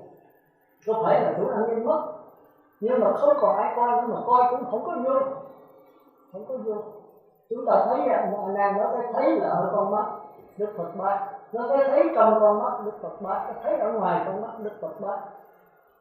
Tới lần thứ 7 anh Nam cũng mừng quá, con nhớ rồi, Đức Phật nói cái thấy là do duyên khởi. Đức Phật nói sai luôn, mà ngài bác hay lắm nha, tôi là lỡ được, tôi coi để thuộc lần để mà tôi giảm là tôi giảm lại. thì cũng như bằng một kinh lọc đó thì bác mà nó sáng tỏ như vậy. Thì sau chúng ta coi sâu vô nữa chúng ta mới thấy là cái duy thức đó thì Đức Phật cũng bác luôn. Tiến đến với tâm, khi mà có một cái tiếng nói thì nó dần như là cái ba động nó chạy đến lỗ tai, cái tai nó nhận thức nó là sắc luôn, rồi dây thần kinh nó nhận trên đó mới là có tội lỗi. Thì ngoại đạo nó không chịu, ngoại đạo nó thuộc về tiên thiên, còn cái kia là địa tiên, tức là các nhà bác học bây giờ kinh của Lăng Nghiêm kia là địa tiên thì sai hơn, tốt hơn. Cũng đúng vậy, với một cái tiếng nói tôi là cái đàn sống ba động, muốn đi tới cái màng nhĩ mới rung rồi, thì màng nhĩ mới nhận lấy tiếng đó, dây thần kinh thị giác bắt đầu mới có cảm giác. Nhưng mà qua tới thiên tiên đó là tiên cao nói sai. Trong cái màng nhĩ mình nó có những cái thần, mình tu thiền đó, cái thần lực mình mạnh thì cái thần lực, bởi vì cái nhận thức, cái đối tượng nhận thức, nãy tôi nói là đối tượng của nhận thức, thì cái làn sóng ba động đó là đối tượng. Đối tượng cái âm thanh nó chạy đến lỗ tai tôi thì cái lỗ tai tôi mới tiếp nhận nó, thì mấy ông tiên trên cao không chịu. Nói chính cái nhận thức này nó phóng ra, rồi cái đối tượng nhận thức phóng lại, mà nhận thức này thì chuyển biến lên hướng đối tượng, nó biết được âm thanh, cái âm thanh không biết được đâu. Như vậy thì nó khó khăn hơn, thì nó đến nó bao lấy cái âm thanh trước. Thì cái này Đức Phật trong kinh Điển Lăng Nghiêm nói ngoại đạo nó cao, nó mang tiền nó cao, thành ra chúng ta trong cái 250 giới này, chúng ta phải nghe lời dạy của chư Phật, chư Tiên, lời khuyên của các vị. Tiên họ phải mở ra, đó là sự trường nó lúc gì đấy. Nếu mà tiên gọi là Phật thì mau thành A La Hán, nhưng cái nhân trận cao. Nếu chịu mà nghe đầu Phật rồi mau lửa đầu tên đầu Phật thì thành A La Hán rồi. Thành ra mấy ông tiên đó, nếu mình tu thần lực mạnh đó thì cái định lực mình, cái nhận thức này nó phóng ra, thì cái âm thanh chuyển động có 344 cây 44 thước trong một giờ. Chúng ta phải học nói vậy, 344 thước trong một giờ. Còn cái làn sóng của mình nó tương đương với ánh sáng 300.000 cây số trong một giây, thì nó cuốn ra rất mạnh, nó bao trùm lấy cái âm thanh đến rất chậm. Thì tới đạo Phật nó hai cái đều sai hết. Chúng ta thấy đủ là niệm Phật đó. Thôi cái này thì trái ra đạo Phật cái gì chưa hiểu nổi rồi. Thì âm thanh đến với mình phóng ra 300 cái âm thanh đều chưa đúng với chân. Đó là đúng như cõi trời rồi, không phải đạo Phật. Thành ra cái cũng là như phân biệt giữa trời và đạo Phật rất là. Nhưng mà coi không hiểu đâu. Nếu quý vị coi thêm Huệ Năng Pháp Bảo Đàn cho cái cách nào cũng bị như vậy. Nhưng mà đừng coi người xưa coi, đừng coi xuống địa ngục thì nó chưa tôi bảo đảm, vì nó quá cao, không hiểu thành quá thấp, không giữ giới, không giữ tâm bình hà lao trì giới là hạnh trực hà những tốt thiệt chết. Mà tâm bình là cái gì? Hạnh trực là gì? Tâm bình hà lao trì giới là tâm đã bình rồi, hạnh giới là cái gì? Hạnh trực hà những tốt thiệt, hạnh trực là tốt thiệt. Đối cảnh là vô tâm mặc nhất thiệt, mà đối cảnh là vô tâm chưa. Người vô tâm là cái gì? Thành đâu vậy là coi thì đáng chịu, cũng hết sức lại. Còn đủ khả năng dùng định lực tu quyết định về sao tử. Thì ít nhất cũng dần dị thiền tâm thì còn niệm Phật mà còn tán loạn mình có coi kinh Pháp Bảo Đàn, mình cũng coi Phật Ma, nó giết mình chết rồi. Nhưng mà qua tới niệm thiền tâm thì nó tâm đã định rồi, định sanh điển lạc, ly hỷ như là có thể có. Thì quý vị nào làm sai đáng chịu mà đổ từ tôi là không được rồi. Tôi chỉ nói sự thật thôi. Thì bây giờ trở lại thì chúng ta thấy, tôi nói là quý vị suy nghĩ nha. Thì ai thấy duyên khởi là thấy pháp, ai thấy pháp là thấy duyên khởi. Thì ở đây cái quan trọng không phải là duyên khởi, mà là cái thấy. Chúng ta phải hiểu chưa đó, không phải là duyên khởi. Duyên khởi là các phát hiện tượng giới thì có thấy duyên khởi thôi. Nhưng mà tôi nói là duyên khởi các pháp do cái này có, do kia có, vậy là tôi đắc chưa? Cái đó là cái phân biệt của bác xét thôi, chứ đâu phải là chúng ta tôi rồi. Còn người ta thấy rõ nó chuyển biến như thế nào, thấy như thật như tự, thân như thật thôi, thấy như thật thấy, chỉ thấy mà thôi, chứ đừng thấy cái gì hết. Thì cái này là bao thật. Còn thấy các pháp là duyên khởi, lấy cái duyên khởi làm quan trọng, chặt lắm. Duyên khởi là hướng tới, nhưng mà thấy duyên khởi như duyên khởi được không? Thấy chỉ thấy mà thôi, thấy như thật thấy, nghe như thật nghe, nghe chỉ nghe mà thôi. Thì cái nghe cái thấy là quan trọng. Tại sao mình không lấy cái thấy nghe này làm quan trọng? Ai thấy duyên khởi là thấy pháp thì cái thấy là quan trọng. Ai thấy pháp là thấy duyên khởi. Thì cái thấy là quan trọng, cái duyên khởi là thôi gì? Nếu mà thấy rõ duyên khởi là sự sáng thì không biết mắt rồi nữa. Mà không biết mắt thì lại được gặp Phật. Vì là chúng ta thấy cái câu mà nói đó, thì chúng ta thấy là cái này có cũng sai đó. Là tri huyễn tức ly. thì tức là đọc đó. Ly nguyện tức giác. Rồi thì ta nhận là tri là biết, biết là huyễn, huyễn là vọng, vọng thiện vọng ác thì cũng vọng hết. Tri nguyện tức ly, tức là lập tức ngay lúc đó, không theo. Chữ ly là không theo nào, mà mình có theo đâu mà không theo. Nếu mà tôi đã có theo rồi giờ tôi không theo thì cũng là sức của theo đó. Tôi bây giờ tôi giận anh, bây giờ tôi tha thứ cho anh, như vậy có thật sự tha thứ không? Cũng là thức chấp nữa thôi. Tôi có nắm đâu mà bỏ. Ngay từ đầu mà tôi đã có nắm rồi thì tôi bỏ thì cái bỏ mình thức có nắm nữa. Tôi thấy là sơ thiền không được rồi tôi bỏ sơ thiền, tôi tới nhị thiền. Thì nhị thiền cũng là cách chấp nữa. Tôi thấy nhị thiền là cái gai tôi thể lên tam thiền, thì tam thiền cũng là cái dòng nữa. Chừng nào mà thấy rõ như vậy đừng có dính mắc, thì là chữ ly là không thể nói là không theo được, mà phải nói là cái tri là mới quan trọng. Không phải cái huyễn là quan trọng, mà là cái tri nó quan trọng. Tôi biết là giọng thiệt giọng ác mà tôi thấy rõ nó, tôi biết rõ, thì cái biết này chính là chơi, là còn cái gì nữa. Đi tìm cái chơi ở đâu? Tôi là ngôn, tôi biết tôi ngôn, thì tôi biết này là trí huệ.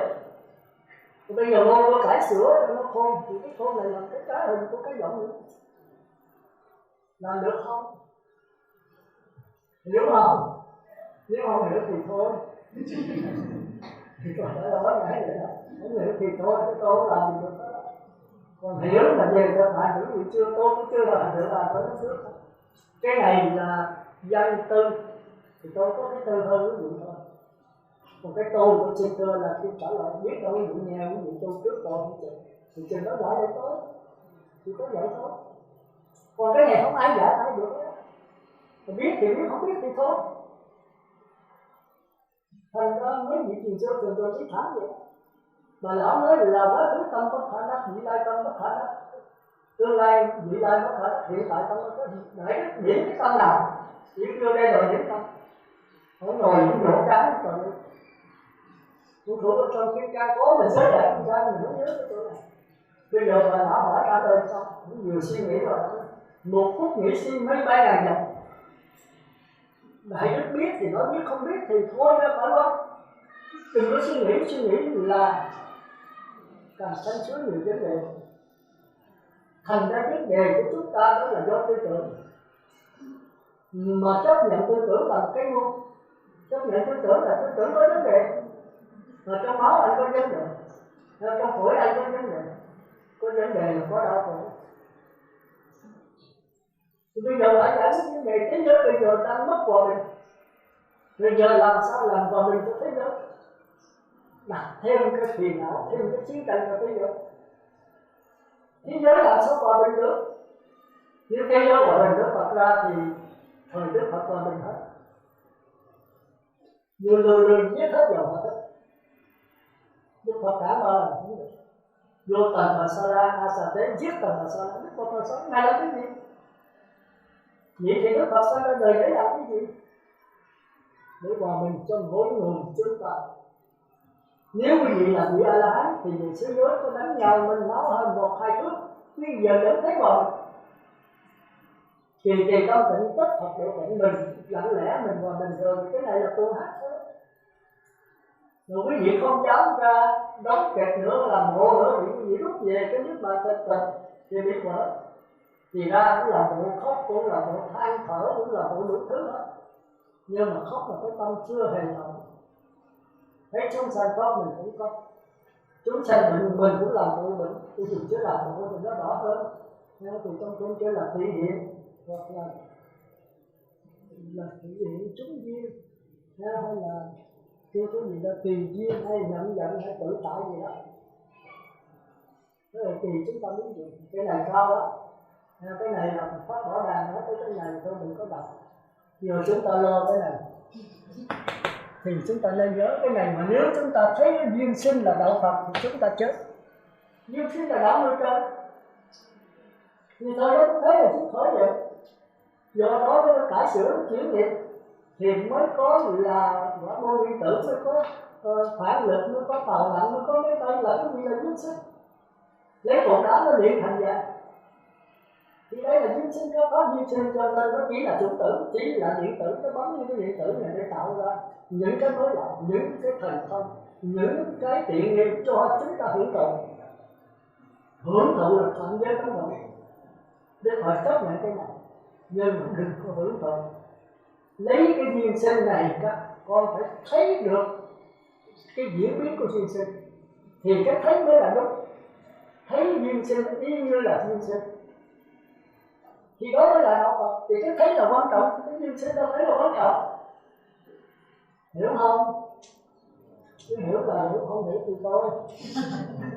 Thì đó vậy, tôi giảng hết mình tôi rồi, tôi không biết cách làm nữa, thấy không? Thì tôi giảng đó vậy là ví dụ là tới là hỏi là thời gian năm tới nó quên cái là không được đó, tôi cặp đó đó. Nhưng tôi sẽ còn quý vị xuất gia ta sẽ làm nữa. Nha, tôi giảng hết rồi, đem hết khả năng tôi giảng là cái chỗ mấy cái sai lầm này mình làm công thì dễ bắt, vô thường vô ngã khổ đau. Những vô thường là khổ đau, vô ngã khổ đau. Đức Phật không nằm trên cái thường sao, không nằm trên cái ngã sao? Vì Đức Phật khổ đau, Ngài cũng già, cũng bệnh, cũng chết được, như vậy là Ngài khổ đau. Sai quá. Bây giờ vô thường vô ngã duyên sinh thì hay quá. Duyên sinh là đạo Phật, cái này có, cái kia có, cái này sanh, đấy là đạo Phật, bỏ cái này là không còn đạo Phật nữa. Quá đúng, nhưng mà quá sai. Thì chúng ta thấy cái chỗ đó có, thì các vị tiền sư lòng mà trong đó, biết giọng không theo thì nó lòng theo. Lấy cái giọng làm các bạn, nó là giọng mà đừng theo. Tại sao không lấy cái biết lòng các bạn? Mình biết giọng thì mình không có dính mắc vào nữa, thì tất ly là không dính mắc nữa.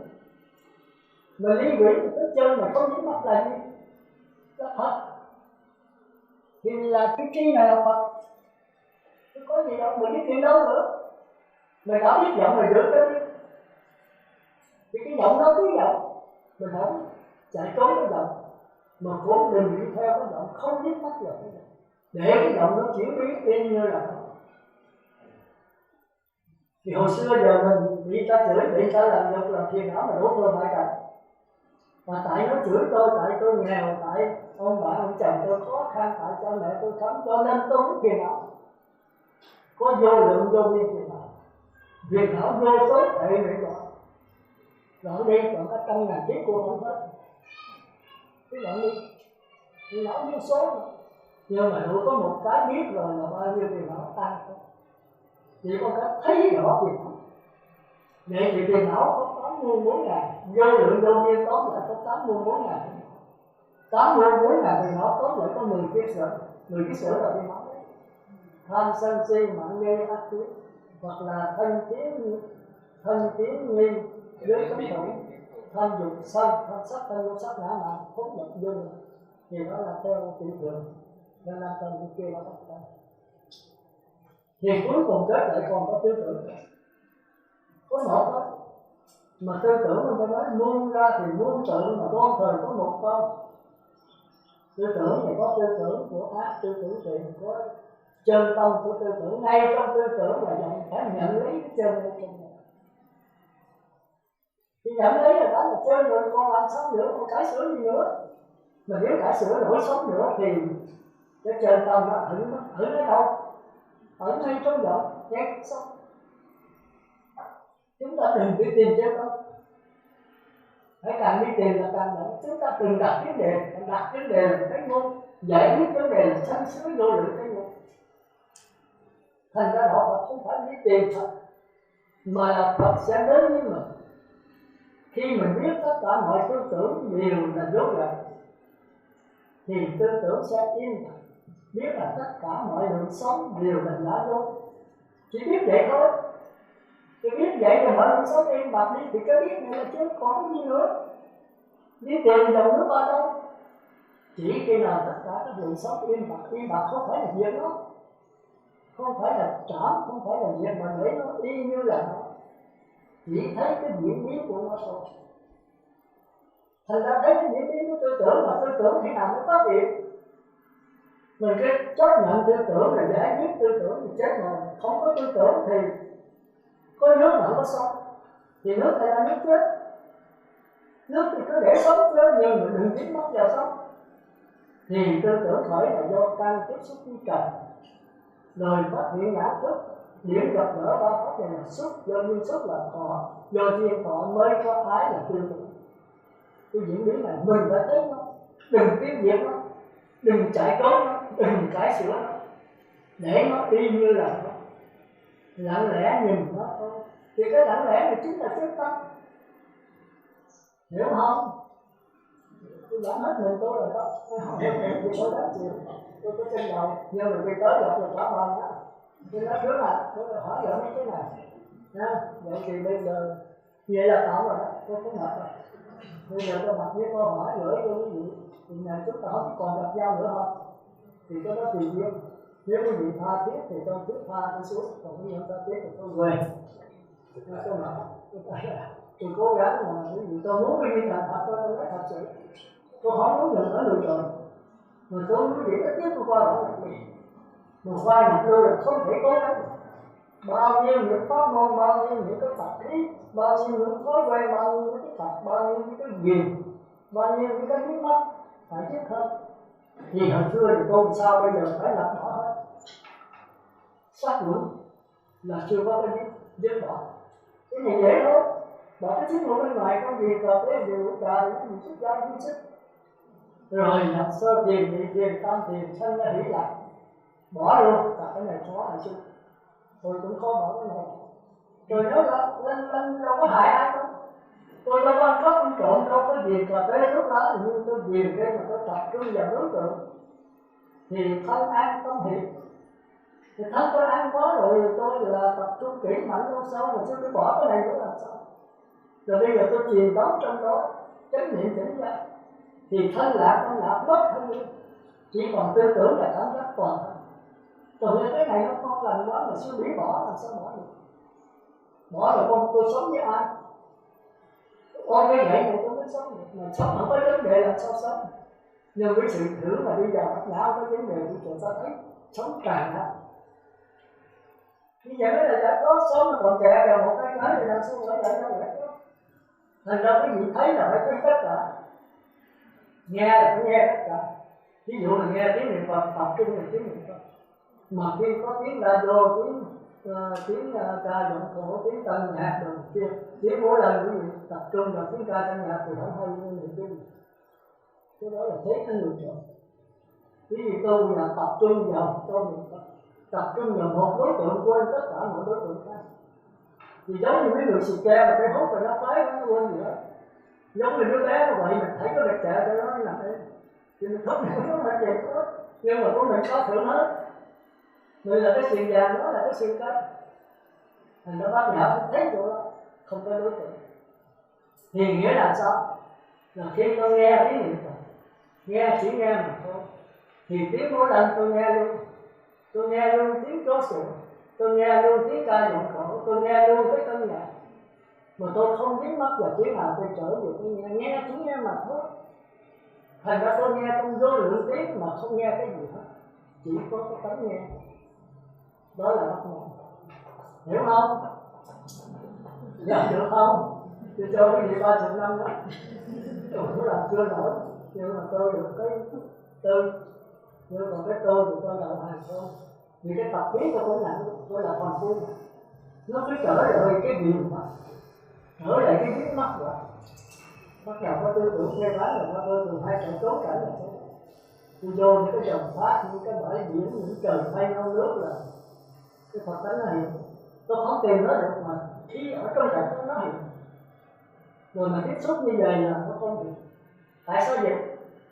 Tại mình chuẩn bị. Mình cứ sợ người ta thiền, mà cứ sợ làm sao bác nhã hiện. Người ta cho ví dụ để cái gì để có bác nhã tư tưởng nó khó cho cùng. Nó hồi xưa đó có một vị tể tướng nó đến nghe. Vì nếu ông thiền sư gì đó tôi chơi. Thì ông giải pháp rất hay. Ông này tể tướng là trên vui dưới động. Ông rất là lớn động. Ông nghe cái vị thiền sư mới giải. là do thiên nhiên, chân không do một niệm bất giác nó sinh ra A Lại Gia, rồi từ đó mới có tất cả chúng sanh. Thì chân là duyên minh, do niệm bất giác sinh ra vô minh thì mới có chúng sanh bây giờ. Mà từ xưa giờ chúng ta đã là duyên minh rồi, đã là chân không, nhưng mà tại một niệm bất giác không bao giờ tại nào không biết được rồi.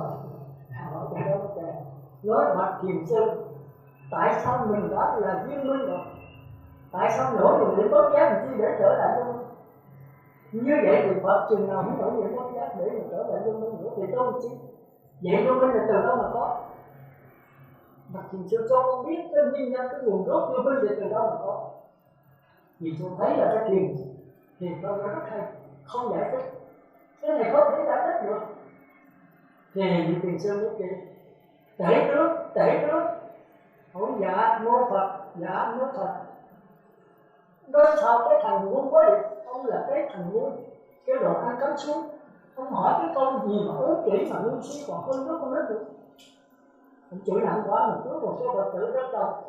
Ông tể tướng là mặt đỏ rồi, từ đỏ biến thành xanh tay chân gương hết. Mà thiền sư có nói gì mà thiền sư có nói gì mà thô lỗ đâu. Mà thiền sư có chửi con rất mà hiện tính rất đâu, chửi một cách tục tiểu, một cách đê mình có. Thì thiền sư nói đó vô minh từ đó mà phát triển. Ông có giải thích, ông nói đó vô minh từ đó mà phát triển. Từ đâu mà ông có vô minh, từ đâu mà ông sanh, là thiếu chánh niệm tỉnh giác. Mà ai mới chánh niệm tỉnh giác? Nhật Lương nó có 1/4 thôi.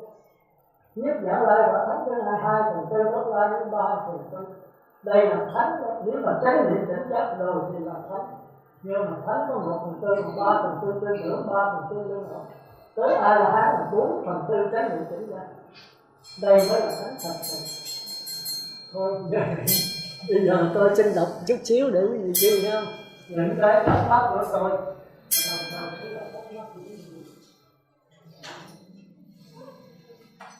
Tôi quên là tôi nói cái gì đó. Thì cái này là cái kinh của Vipassana. Cái gì tôi kêu tôi là chơi tới một kỳ đó. Cũng là đây cho tôi là cái gì xin tôi. Một kỳ rồi tôi có nhận được 11 ớt 100 câu rồi đó. Nếu gì coi cái đó là cái gì trái được. Nếu quý vị nhận được cái bất tỉnh này không những 11 mà cả ngàn pháp. Quý vị cứ theo 100 câu đó là quý vị đi vào cái thế giới của lựa chọn. Quý vị không bao giờ ra được. Quý vị chánh niệm tỉnh giác theo Bất Lai rồi, quý vị không cần chắc. Mà tất cả những câu để tội gì quý vị. Còn quý vị trong cái thế tư tưởng là sanh số một thứ đó. Tôi nói vì đây mình thấy là cái pháp môn đối trị nó nguy hiểm. Càng đối trị chừng nào càng sanh số nhiều chừng đấy. Tôi là khổ đau của nó lận nhấn tôi. Rồi cái này mà con đường chỉ quá quý vị nên mua coi. Cái này quý vị thấy cái chỗ sai lầm quý vị không thấy nổi đâu. Còn cái này nó dễ dàng. Có sai lầm thấy chỗ sai lầm dễ dàng. Vô thường vô ngã, khổ đau thì nó có sai. Còn cái vô thường vô ngã mà duyên trên duyên khởi thì cái này khó mà con về. Duyên khởi là đạo Phật, ngoài duyên khởi không còn đạo Phật nữa. Thành ra mình thấy chỗ là niềm quá lưu đi không. Có nhiều gì ra là mấy ông tiến sĩ mà Phật ra lại cũng là nghe là mãi đó. Nhưng mà thấy được người nói tránh không thất xứ trên tâm 7 lần trên tâm đó. Lần thứ 7 là con nhớ Phật giảng nói là duyên sinh, Đức Phật phát luôn gian luôn. Và cuối cùng thì chúng ta thấy cái thấy mới là tránh. Thấy được duyên sinh, thấy như Phật thấy chỉ thấy mà thôi, thì cái thấy mà nó đâu không. Rồi thấy cái gì thấy duyên sinh. Thì đó chúng ta nhớ là sự lại chúng ta đi nhiều khi nào cái bài giảng chúng ta thấy đối đâu. Thì quý vị phải có con mắt và có vì tới cái học cái này thì quý vị sẽ dùng cái chỗ xa. Nhìn học ra thì quý vị sẽ dùng chỗ này. Thì tôi ăn rồi. Thì bây giờ tôi xin đưa ra mấy cái ghi ha. Là số 1 là khổ loại khổ hành khổ. Khác nhau như thế nào? Tôi có giảng rồi đó. Nhưng mà tất cả các vị thiền sư, các vị mà học giả đây là khác của tôi. Thì quý vị ta có đọc pháp khổ khổ hoại khổ hành khổ. Người ta giảng là khổ khổ là khổ thọ, còn hoại khổ là lạc thọ, và hành khổ là bất lạc bất khổ, không có lợi ích. Thì các cô giảng hôm trước tôi có giảng rồi, quý vị đọc pháp. Còn thứ hai là quý vị giảng lời nhân quả rồi thì chưa có đầy đủ, chưa có đầy đủ. Nghiệp của bốn đường ác, nhân quả bốn đường ác. Nghiệp của người là trời là đất, nghiệp của sơ tiền, nghiệp tam tiền khác nhau sao? Ví dụ đây như chi tiết đó. Rồi nghiệp của nhập lưu nhất giả lai bất lai, nghiệp nhân quả là A La Hán là khác, còn Bồ Tát Như Lai là khác. Tôi nói lại cho nó rằng. Còn cái thứ ba là của tôi là tự ngã của tôi, hay là ta của ta là tự ngã của ta. Ba cái này khác nhau sao? Giải thích và cho thí dụ, mỗi cái đều giải thích và cho thí dụ hết. Còn cái thứ hai là Đức Phật không thâu người nữ xuất gia, thì ở tại thành Xá Vệ, Đức Phật đã 3 lần từ chối và từ xa của ba sa mê ni. Thế mà tôi nói chút nha. Thế mà cái cáo đầu mặt y lục dẫn 500 tỷ nữ đi tới chỗ gì của Phật đi qua nước khác, thì như là sa la tiền trảm hậu tấu. Bây giờ tụi con ở đầu hết, tụi con mặt đi học tức và tôi chấp nhận tụi con. Đức Phật đủ tay rồi, tôi thấy Đức Phật thẳng thắn quá, chơi đau đầu, quá sợ nó đen lòng mẹ, em của mẹ đủ mình, em rồi này thẳng thắn này nhảy luôn. Vì mà không nói gì được mà ra chỗ phải đủ ba đời người là chúng tôi biết có tâm thì phải ra đủ. Thì anh cũng vô xin, anh mới kể câu như thầy Pháp kể câu này. Từ nhỏ thì bà vui làm sao khi mà Thái tử sanh ra 7 ngày thì mẹ buộc Thái tử mất, thì bà nói sao đây là em ruột của mẹ này nuôi cho cái nước khôn như dần mà hôm nay này phủ nhận mà chuyện nó đã lỡ hết rồi, cạo đầu mà y rồi mà ngày đuổi về tôi kể tùm lum. Thì Đức Phật nói thôi anh này, ta đã quyết định rồi, tôi nói bà sao bây giờ đi về mà vừa phá rồi. Thì anh đang nghĩ lần thứ hai, lần thứ ba Đức Phật cũng đuổi. Ai đang mới hỏi Phật Thế Tôn, như vậy là người hưởng tu có đắc thánh quả hay không? Thì Đức Phật trả lời cho người hưởng dễ đắc thánh quả hơn người nào, tức là nên dễ đắc thánh quả hơn cao, đừng cao nha. Nhưng mà thì trả lời sao? Tại sao vậy? Tại sao đi dễ người hưởng dễ đắc quả hơn cao mà lấy đủ người ta? Không cho người ta không cho người ta xuất gia mà lấy cái dễ đắc thánh quả. Đức Phật nó có giải thích, tại là cô không hỏi, tại là chắc biết, thì tôi không biết. Giờ tôi hỏi được cái gì thầy thế ai đang giải thích cho tôi, tại sao như vậy? Thì tới gặp nhau thì nó biết vấn đề này, thấy không? Rồi cái thứ năm là người trời một giới, cơ trợ nhập lưu. Cảm ơn gì chứ? Làm sao? Không có đọc cái gì không? Hả? Ông điều khiển này cho nóng như cô điều khiển là tôi có biết gì đâu. Tôi đi. Hôm nay là tính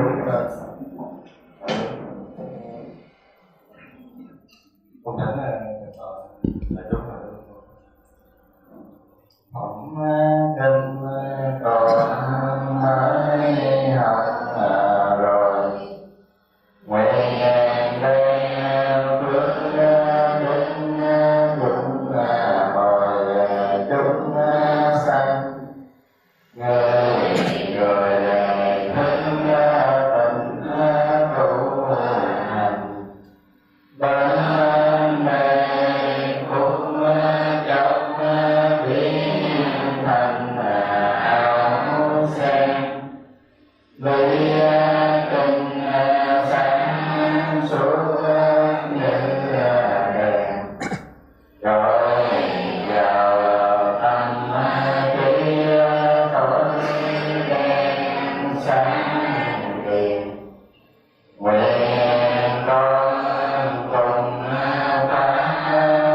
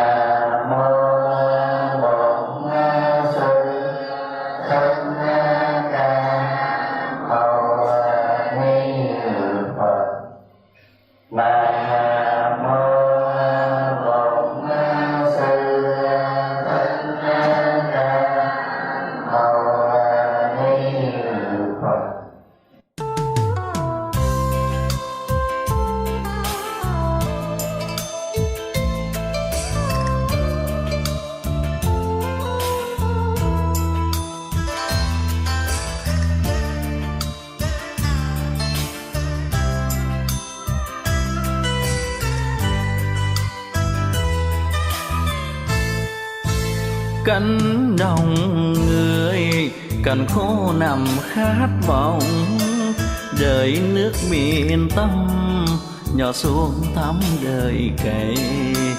Cho hạt từ bi mưa pháp xuống thân này, cho cánh đồng người đêm ngày thôi khô cháy.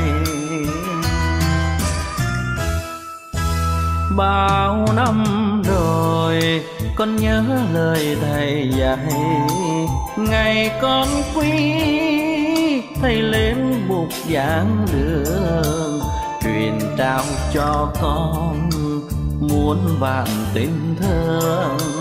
Thầy khuyên chúng con đừng lầm lối sai đường.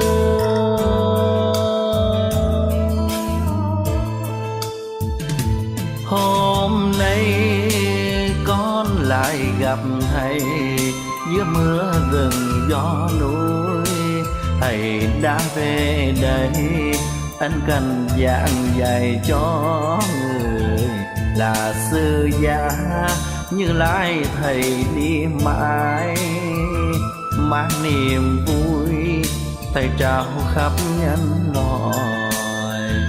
Tâm của thầy mãi là tâm đại hải, là trùng dương là ánh sáng soi.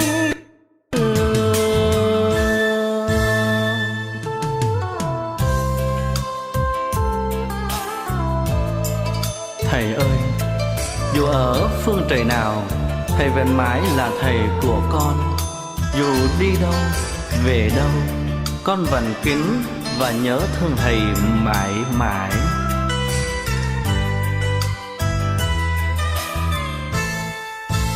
Cánh đồng người cằn khô nằm khát vọng, đời nước miền tâm nhỏ xuống thắm đời cày. Cho hạt từ bi mưa pháp xuống thân này, cho cánh đồng người đêm ngày thôi khô cháy. Bao năm rồi con nhớ lời thầy dạy, ngày con quý thầy lên bục giảng đường, truyền trao cho con muôn vạn tình thương. Thầy khuyên chúng con đừng lầm lối sai đường.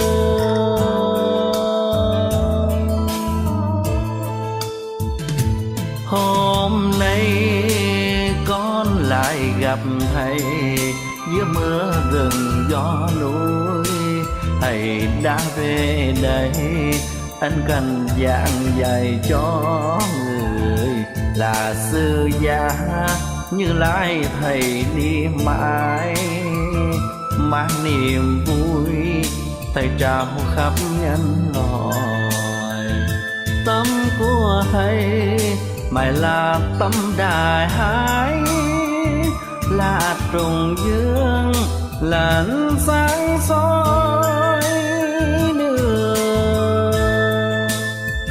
Tâm của thầy mãi là tâm đại hải, là trùng dương là ánh sáng soi đường.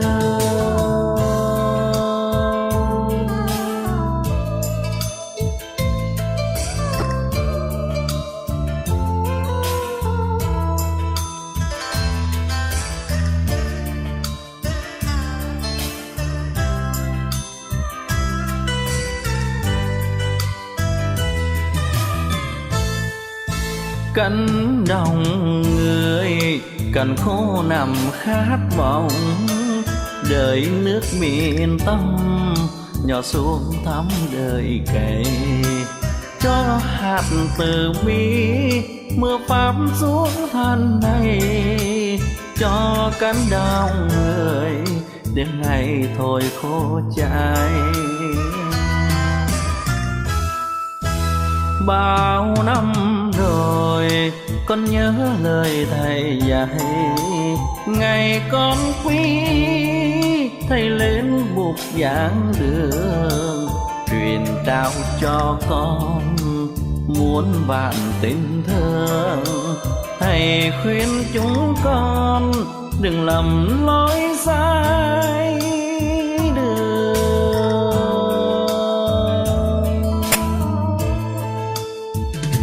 Hôm nay con lại gặp thầy giữa mưa rừng gió núi. Thầy đã về đây, anh cần giảng dạy cho người là sư gia Như Lai. Thầy đi mãi mang niềm vui, thầy trao khắp nhân loại. Tâm của thầy mãi là tâm đại hải, là trùng dương là ánh sáng soi đường. Tâm của thầy mãi là tâm đại hải, là trùng dương là ánh sáng soi